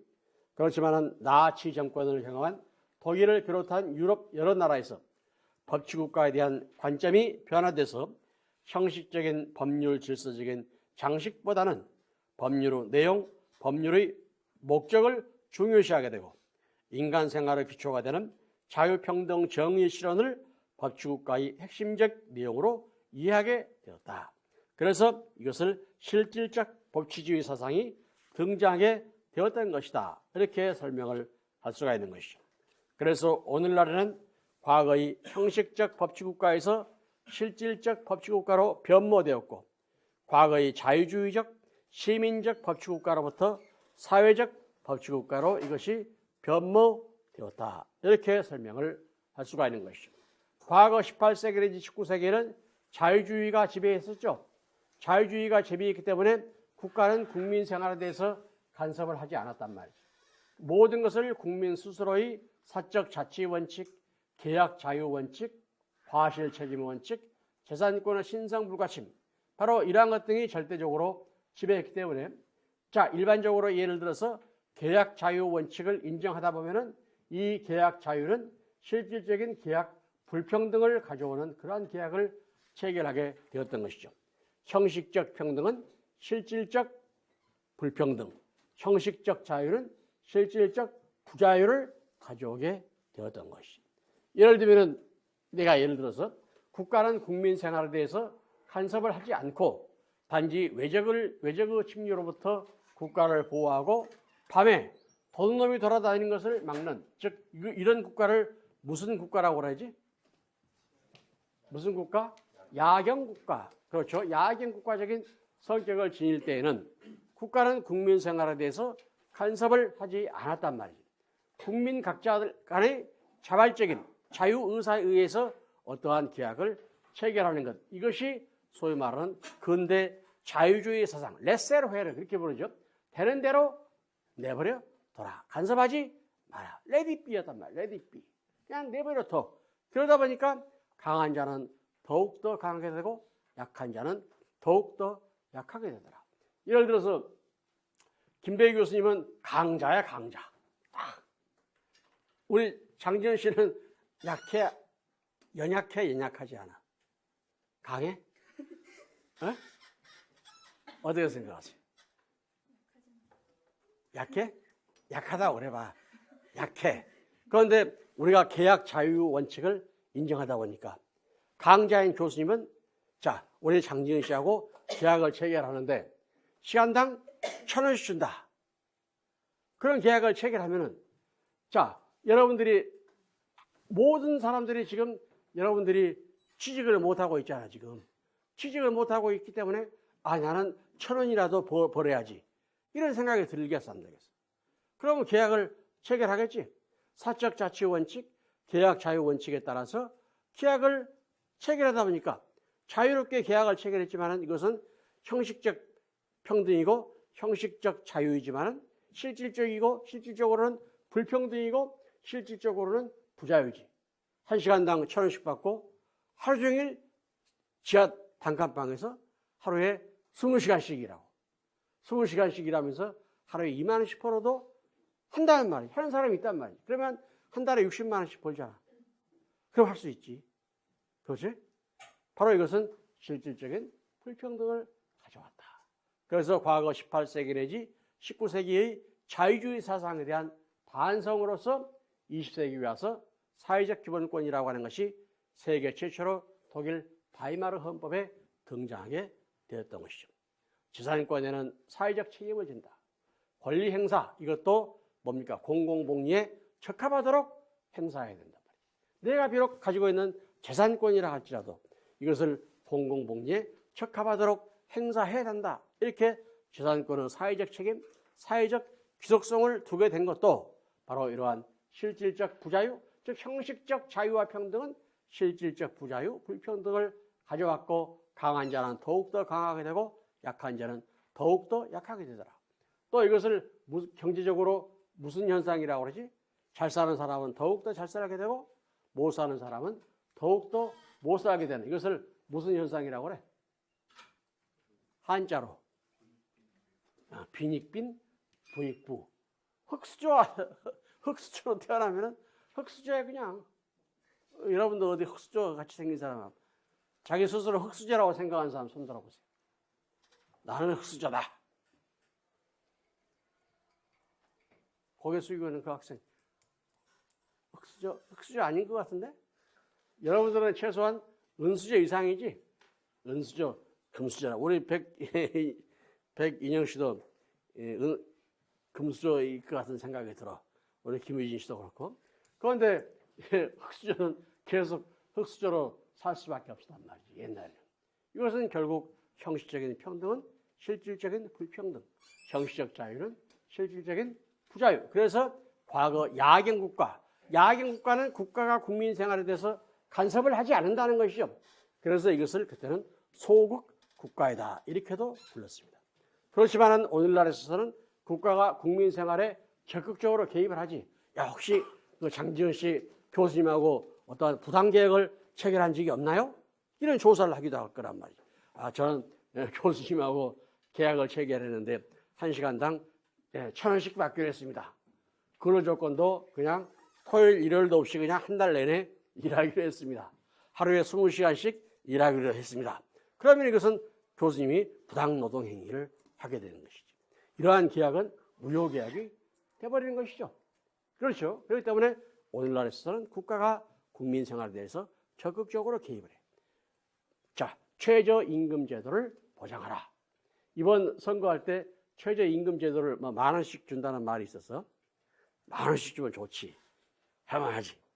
그 다음에 하루에는 8시간만 근로를 하라. 토요일날, 일요일날은 근로를 시키면 안 된다. 만약에 부득이하게 토요일, 일요일을 근로를 하게 되면은 그때는 거기에 대한 보상을 충분하게 임금을 더블로 지급한다든지 그렇게 국가가 간섭을 한단 말이지. 그래서 오늘날의 국가는 적국 국가이다.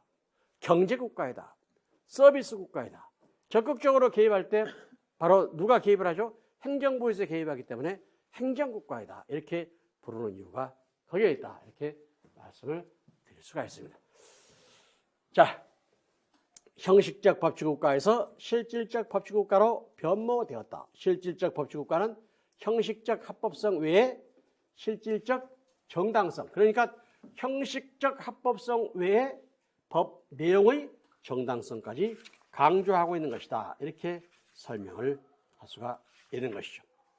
그렇기 때문에 우리 헌법에서는 자 364페이지를 보시면은 우리 헌법에서는 고전적 법치국가 요소, 즉 형식적 법치주의 사상에 입각한 헌법 조문을 둔 경우도 있고 또 실질적 법치국가 요소에 따른 실질적 법치국가 사상에 따라서 헌법 규정을 둔 경우도 있단 말이죠.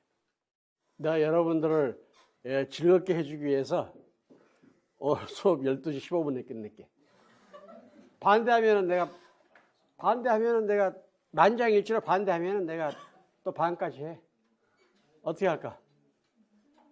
15분에 끝낼 거 아니면은 반까지 할까? 15분에 끝내? 만장일치로 가게 됐습니다. 이것은 만장일치야. 이것은 무지몽매한 다수야 아니면은 합리적인 다수야. 합리적 다수. 그렇지. 좋습니다. 자, 형식적 법치주의 입각에서 권력 분립 제도를 두고 있습니다. 사법권의 독립, 또 소급 입법의 금지. 소급표의 금지라고 하는 것은 여러분들 생각해봐. 법치국가에서는 법적 안정성을 굉장히 중요시 여기고 있죠. 그런데 오늘까지는 괜찮았는데 갑자기 오늘 법을 만들어가지고 소급해서 어떤 사람을 처벌한다. 그런 사람은 그것은 소급 입법 금지의 원칙에 위반되는 것이죠. 법적 안정성을 침해하게 되는 것이지. 예를 들어서 카닝을 한 사람은 사형에 처한다. 이런 규정을 오늘 만들었다고 그래봐. 그런데 작년에 카닝한 사람을 너는 사형에 처해야 되겠다. 돼, 안 돼? 이것은 소급 입법 금지 원칙에 위반되기 때문에 안 된다는 것이죠. 소급 입법 금지 원칙은 법만 소급해서 만든다는 것이 아니고, 즉 이미 과거에 끝나버린 사실이나 법률 관계를 대상으로 해서 법을 제정을 해서 어떠한 기본권 제한을 하는 것이 아니고 소급 적용하는 것, 이것 소급 적용하는 것도 금지한다. 이렇게 설명을 할 수가 있는 것이죠. 그 다음에 행정의 적법성 원리, 법률 우위와 법률 유보, 법적 안정성과 신뢰 보호. 아까 내가 12시 15분에 끝낸다고 했으니까 딱 15분에 끝내야지. 15분 딱 넘으면은 나 반까지 합시다. 그러면은 여러분들이 뭘 주장할 수 있어? 신뢰 보호의 원칙. 이것을 주장할 수가 있는 것이죠. 그 다음에 자, 공권력 행사의 예측 가능성. 그 다음에 형법상 죄형 박종주의, 놀라포해나 시내 일례계, 무엇이 죄가 되고 거기에 대해서는 어떠한 형벌이 따른다라고 하는 것은 미리서 정해져야 한다는 말이죠. 죄, 형, 법정, 주의 이렇게 설명을 하고 있는 것이죠. 재판 청구권을 당연히 보장해 줘야 되겠죠. 인권 침해가 이루어졌다면 당연히 재판 청구권을 보장해 주고 또 행정은 법률에 적합하도록 해야 되고 사법적 통제, 만약에 행정행위가 위법하게 이루어졌다면 법원의 소송을 통해서 권리구제를 받을 수 있어야 되는 것이죠. 예를 들면 우리 박규랑 씨가 약간의 소량의 음주운전을 했다라고 해서 과잉금지 원칙에 위반되게 운전면허 정지, 한 달간 정지시켜도 될 것을 운전면허를 취소했다. 그러면은 이것은 과잉금지 원칙에 위반되는 것이기 때문에 이것은 법원에서 한번 소송을 통해서 권리구제를 받아보겠다. 이런 생각할 수 있겠죠. 그렇기 때문에 바로 이러한 행정은 항상 법에 적합해야 되고 또 합법성을 지녀야 되고 이러한 행정처분이 행정행위가 위법하게 이루어졌다면 거기에 대해서 행정심판이라든지 아니면 행정소송을 통해서 권리구제를 받을 수 있는 길이 있어야 된다. 또 우리 헌법에서는 실질적 법치국가적 요소를 갖추고 있기 때문에 사회정의, 항상 실질적 법치국가는 사회정의와 밀접한 관련을 가지고 있습니다. 또 인간의 존엄과 같이 행복추구권, 인신의 자유와 적법 절차의 원리를 준수하라. 재산권의 사회적 책임, 국가배상 책임, 인간다운 생활할 권리 보장, 위헌법률 심판제도, 비례원칙, 즉 과잉금지 원칙, 포괄위임 금지 원칙, 또 사회적 시장경제를 경제질서의 기본 원리로 하는 119조. 예를 들면 경우에 따라 우리나라는 자유주의 경제를 기본 요소로 삼고 있으면서도 사회주의적인 요소를 우리는 가미하고 있습니다. 그렇기 때문에 지나치게 어떠한 독과점 기업이 형성된다든지 또는 과점, 이러한 기업들에 대해서는 적정한 사회적 통제를 하고 있죠. 또 뭡니까? 어떠한 담합을 금지한다든지, 우리 회사들이 이러한 제품은 얼마씩 받자, 이렇게 회사원들끼리 모여서 몰래 담합을 하는 경우가 있어. 이것은 공정거래를 침해하는 것이죠. 또 예를 들어서 바카스 같은 것도 사회적으로 많은 사람들이 마시고 그렇기 때문에 거기에 대해서는 적정한 통제를 하기도 해. 그렇죠? 버스 요금은 얼마 이상 받지 마라. 택시 요금은 얼마 이상 받지 마라. 이러한 것 정도 하나의 자유주의적인 시장 경제 질서를 채택하는 것을 기본 원리로 삼으면서도 사회주의적인 이러한 시장 경제를 간접적으로 도입하고 있다. 즉 사회적 시장 경제 질서, 경제 민주화, 이것을 우리는 두고 있다. 이렇게 설명을 할 수가 있는 것이죠. 그렇기 때문에 우리 헌법에 규정하고 있는 법치국가적 요소에서도 형식적 법치국가 원리에 입각해서 규정해둔 헌법 조문이 있는가 하면은 실질적 법치국가 사상에 입각해서 규정한 헌법 조문도 있다는 걸 알게 되겠지. 그러니까 아까도 말한 바와 같이 인간의 존엄과 같이 행복 추구권, 이것은 형식적 법치국가 사상에 입각한 것이야, 아니면은 실질적 법치국가 사상에 입각한 거야. 실질적 법치국가 사상. 국가배상 책임도 실질적 법치국가 사상. 과거에는 예를 들어서 The king can do no wrong. 그래가지고 왕은 잘못을 하지 않는다. 또 국왕은 소추되지 아니한다. 이러한 법원 또는 대권주의 사상에 입각해서 국가배상 책임을 인정 안 했어요. 그런데 2차 대전 이후에 미국에서는 1946년, 영국에서는 47년 국가 배상 책임을 인정하고 있는 것이죠. 예를 들어서 여러분들이 공무원의 직무상 불법 행위로 인해서 손해를 받았다. 또는 영점으로 설치 관리 하자로 인해서 손해를 받았다 하면은 국가 배상 청구권이 인정돼야 되겠어? 아니면 인정되지 않아야 되겠어? 왕은 여기서 말하는 왕은 국가를 말해. 국가는 잘못을 행하지 아니한다. 국가는 소추되지 아니한다. 이러한 사상을 가지게 되면은 여러분들의 기본권은 뭡니까? 보장을 받지 못하게 되는 것이지. 예를 들면 영점을 공공시설물로 설치 또는 관리하자로 인해서 여러분들이 피해를 입었다. 예를 들면 맨홀 뚜껑도 하나의 공공시설물이지. 맨홀 뚜껑을 자동차 바퀴가 지나가다가 그 맨홀 뚜껑에 빠져가지고 사람이 죽어버렸다. 그러면은 그 지방자치단체에서는 그 맨홀 뚜껑을 관리하는 지방자치단체는 손해배상 책임을 지게 된단 말이죠. 또 영점으로 설치 관리의 하자. 예를 들어서 교통신호등이 잘못되어서 그 교통신호등을 믿고 파란불이 켜져 있길래 갔는데 사실은 그 교통신호가 고장이 난 것이다. 그로 인해서 교통사고가 났다면 영점으로의 설치, 관리하자로 인해서 손해를 받은 국민이기 때문에 당연히 손해배상을 청구할 수 있어야 된다. 또 예를 들어서 뭐가 있을 수가 있지? 등산로를 산책하다가 다친 경우에도 손해배상을 청구할 수 있다. 또 여러분들이 국도를 달리고 있는데 차를 몰고 달리고 있는데 산에서 바위덩어리가 떨어져 가지고 교통사고를 당했다.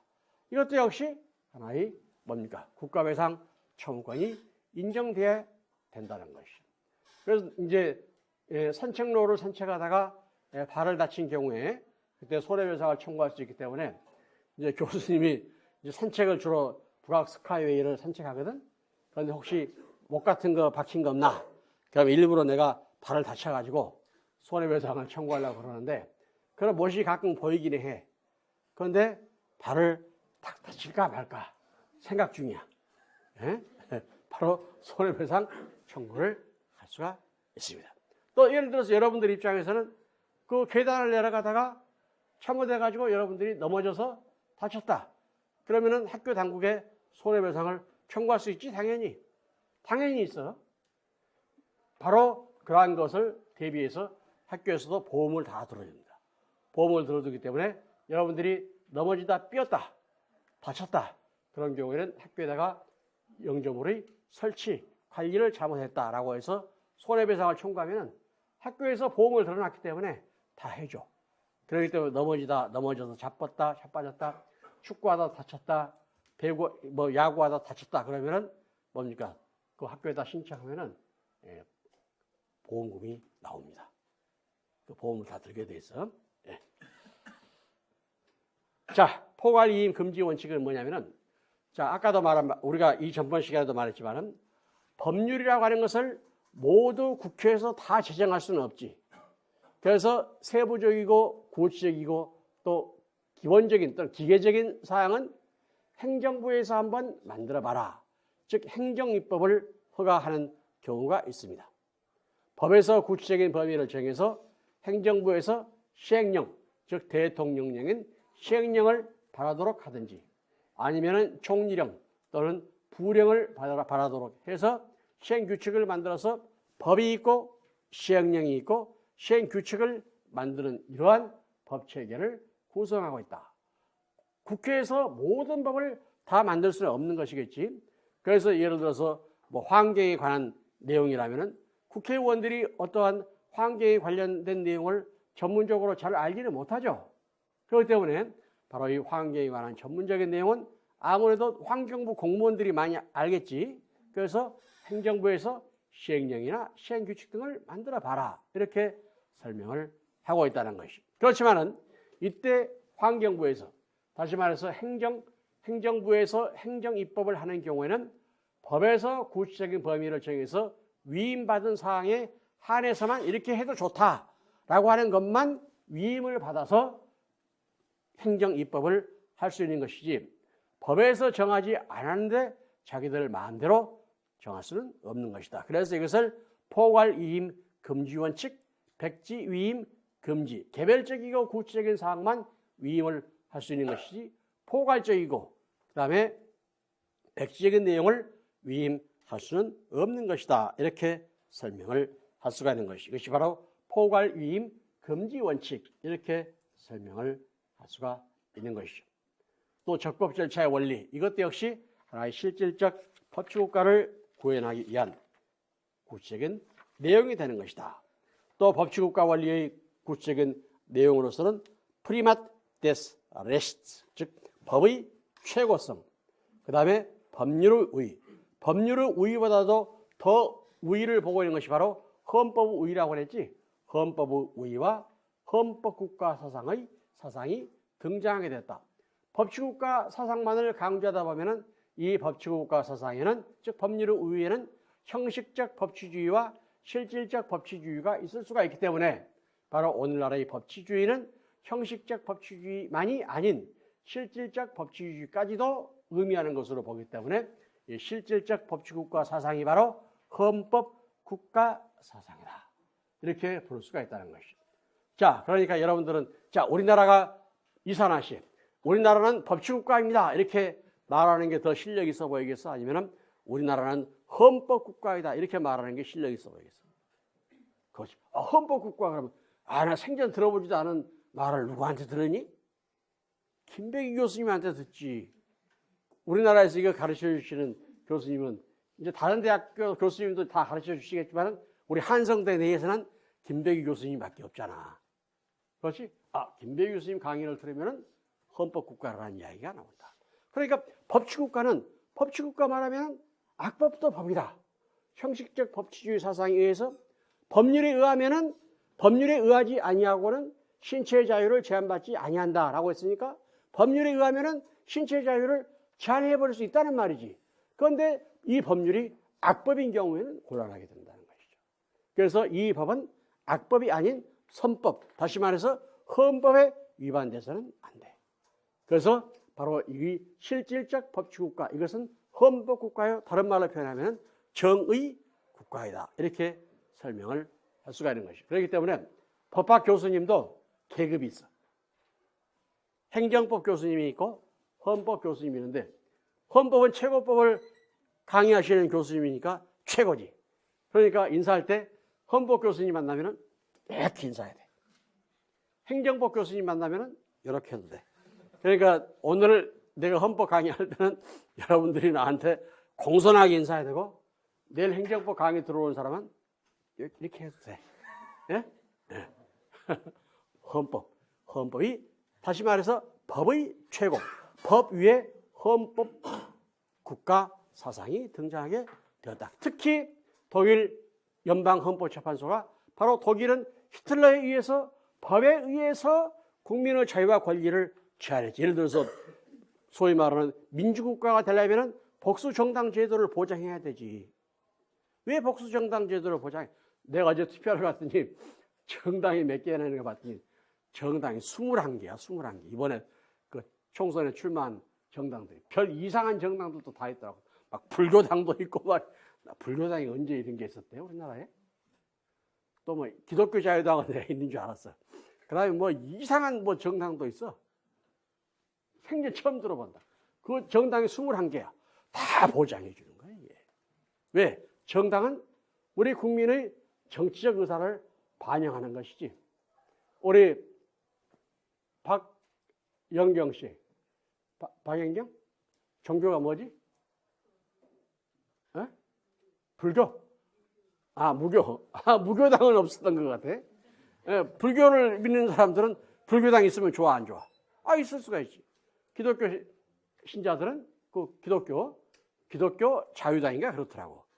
수많은 정당들이 있는 것은 그 정당은 우리 국민들의 정치적 의사를 반영하는 거야. 원래는 우리가 직접 정치를 해야 되겠지만은 우리 지금 바쁘잖아. 이 다음 주에 중간고사 봐야 되는데 내가 정치하러 다니겠어? 여러분들 내가 생각할 때 아마 어제 선거 안 했을지도 몰라. 중간고사 준비하기 바쁜데 내가 선거하러 가겠냐? 선거 안 한 사람 한번 손 들어봐. 어제 내가 상 줄게. 공부 열심히 하니라고 선거 안 한 걸 일리가 있지? 그렇단 말이지.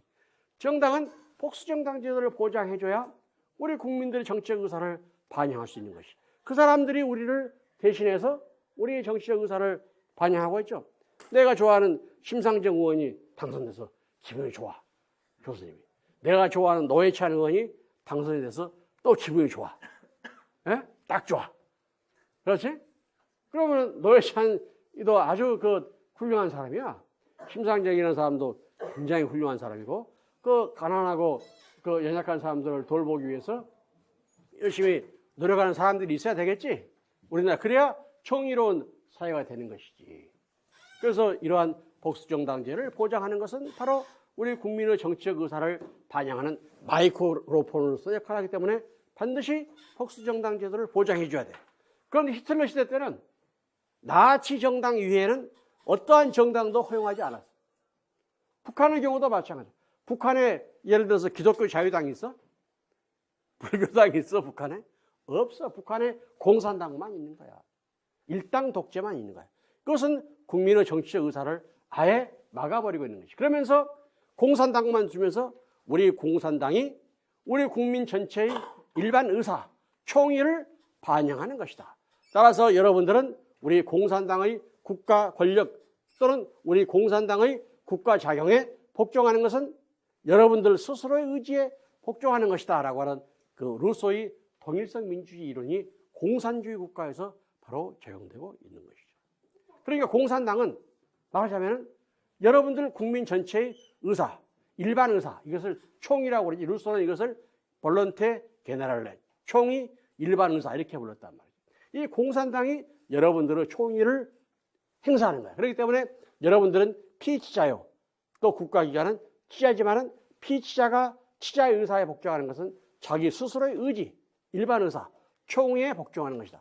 바로 이 루소의 통일성 민주주의 이론이 전체주의 국가, 공산주의 국가에서 적용이 되고 있다는 말이죠. 그러니까 루소는 민주주의 이론의 선구자이다. 그렇죠? 직접민주주의 이론의 선구자이기도 하지만은 그 이론이 이렇게 잘못된, 즉 동일성 민주주의 이론은 공산주의나 전체주의 국가에서 악용되고 있다. 그래서 공산주의 국가에서는 어때? 박수민주주의가 있지? 아클라마치오스 데모크라티. 막 박수 쳐. 그렇죠? 여러분들 북한 뉴스 보면은 막 김정은이 나오면은 박수 치지? 박수 칠 때도 이러고 박수 치면은 죽어. 아래로 이렇게 쳤다가 죽은 사람 있지. 또 김정은이 있는데 졸았다가 죽은 사람 있지. 김영철. 기관총으로 쏴서 죽였잖아. 그러니까 그 사람들은 박수 칠 때는 손을 높이 해서 막 박수 쳐. 아클라마션. 독일어로 박수가 아클라마션이에요. 박수 민주주의. 또 소리까지 질러. 환호성 민주주의. 그러지 북한에서는. 이게 바로 전체주의에 빠질 염려가 있는 것이죠. 그러면서 바로 이것은 뭡니까? 우리 스스로의 의지에 복종하는 것이다.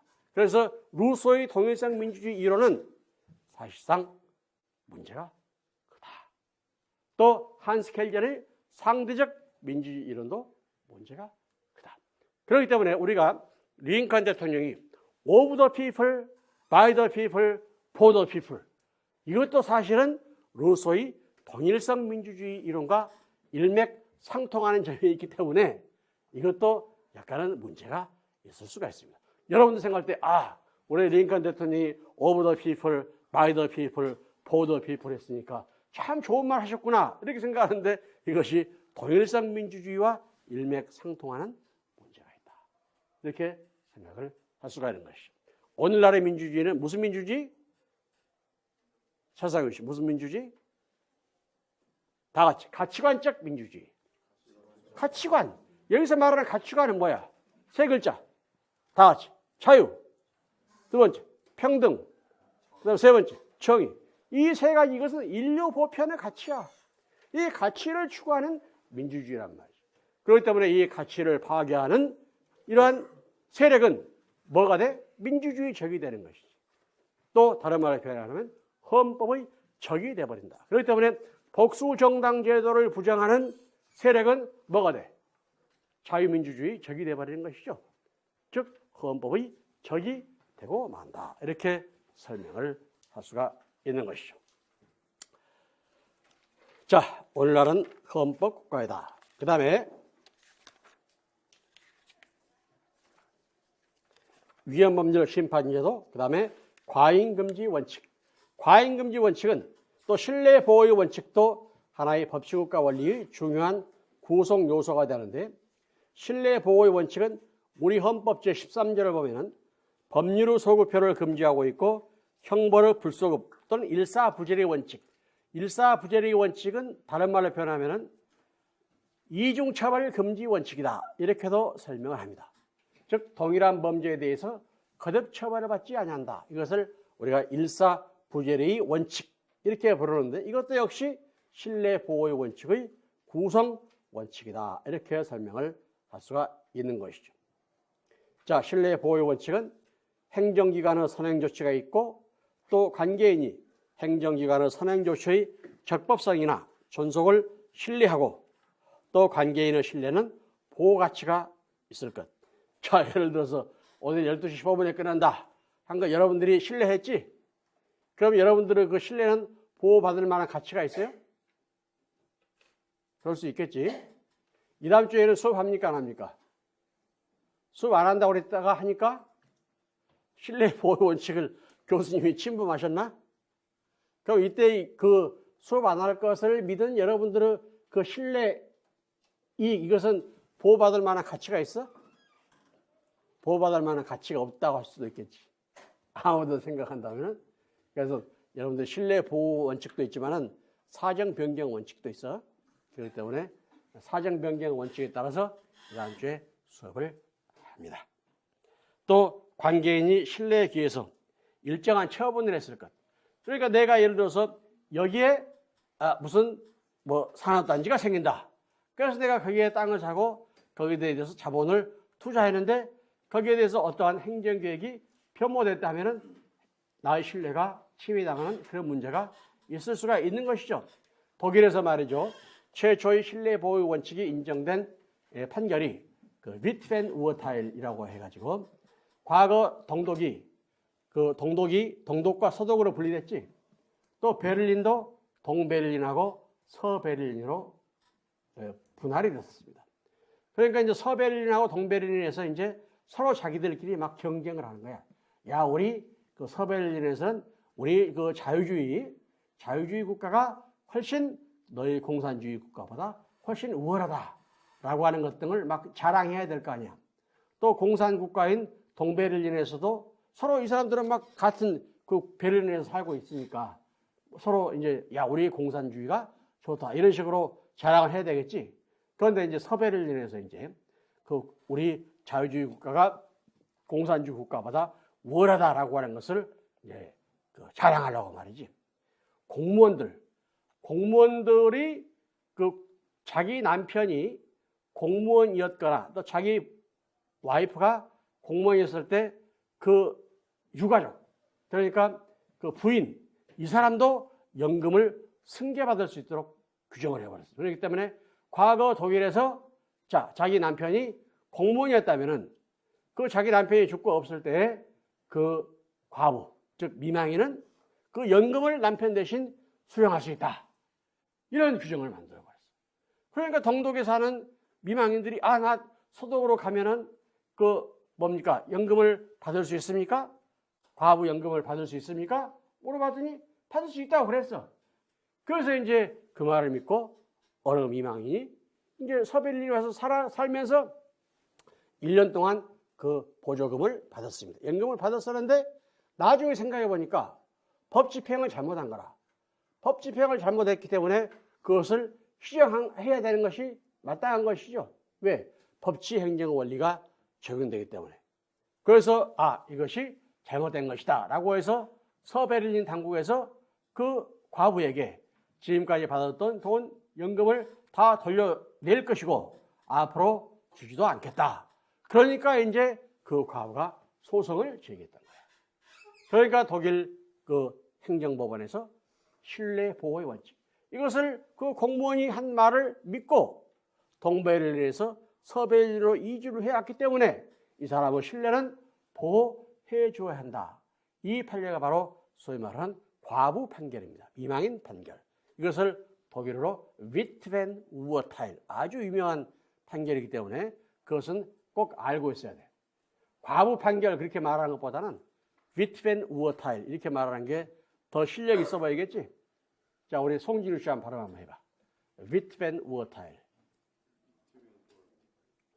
발음이 마음에 안 드는데. 위트벤우어타일.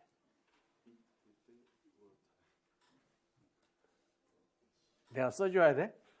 내가 지금 빨리 끝내, 내가 써줄게. 서비스.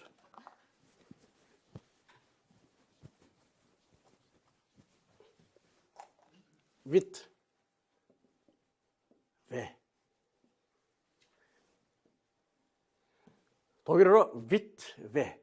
이거 영어로 하면은 W는 위트, 왜 이렇게 말, 독일어는 왜야, 왜. W는 왜.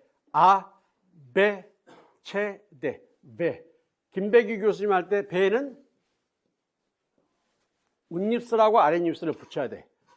배. 요거는 치아를 아랫입술에 딱 대야 돼. 배. 틀리지? 윗, 우어타일. 우르타일. 이것이 바로 과부 판결이야, 과부.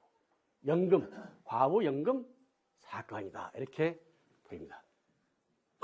자, 이왕 이제 우리가 이빨 이야기가 나왔으니까 내가 한마디 물어볼게. 우리 몸에서 가장 단단한 부분이 어디지?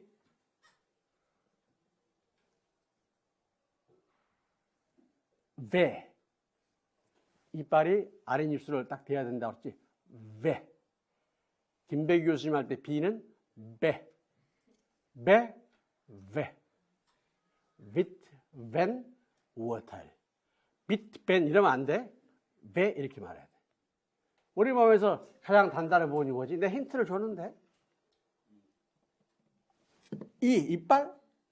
치아, 좀 고상하게 말해서. 치아가 제일 단단해? 박치기 한 방울 치아 날라가. 그렇지?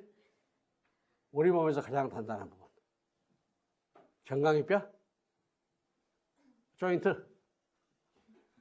막 맞으면 그것도 별로 단단하지 않던데? 뭘까? 치아를 머리통으로 박으면 머리통이 제일 단단한 모양인데 더 단단한 거 있어. 머리털. 왜? 돌을 뚫고 나오니까. 머리카락. 그렇지? 돌을 뚫고 나오잖아, 머리카락이. 돌대가리란 말 들어봐서 돌이야, 돌. 이거. 그러니까 머리카락이 제일 우리 몸에서 단단해요.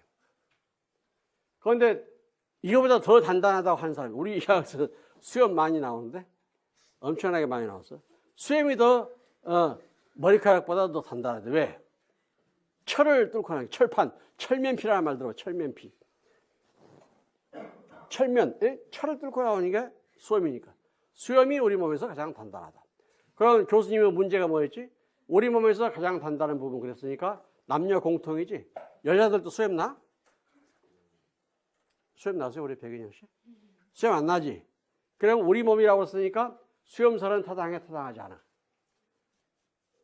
남녀 공통을 찾아야 되니까 머리카락살이 타당하다. 이렇게 말해야지. 우리 몸에서 가장 단단한 부분은 어디? 머리카락살. 돌을 뚫고 나오는 것.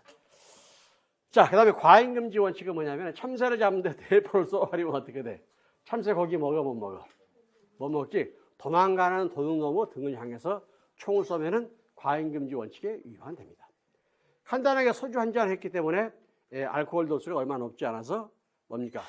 운전면허 자격 정지 1개월이면 될 것을 운전면허 취소하는 것. 이것은 과잉금지 원칙에 위반된다. 즉 비례 원칙에 위반된다. 다시 말해서 우리 헌법 37조 2항에서는 우리 국민의 기본권은 국가 안전보장, 질서유지, 공공복리를 위해서 제한할 수 있지만은 필요한 경우에 한해서 제한하고 법률에 의해서만 제한할 수 있고 그 기본권의 본질적 내용을 침해할 수 없다. 이렇게 규정하고 있기 때문에 필요한 경우에 한해서 이것이 바로 과잉금 원칙.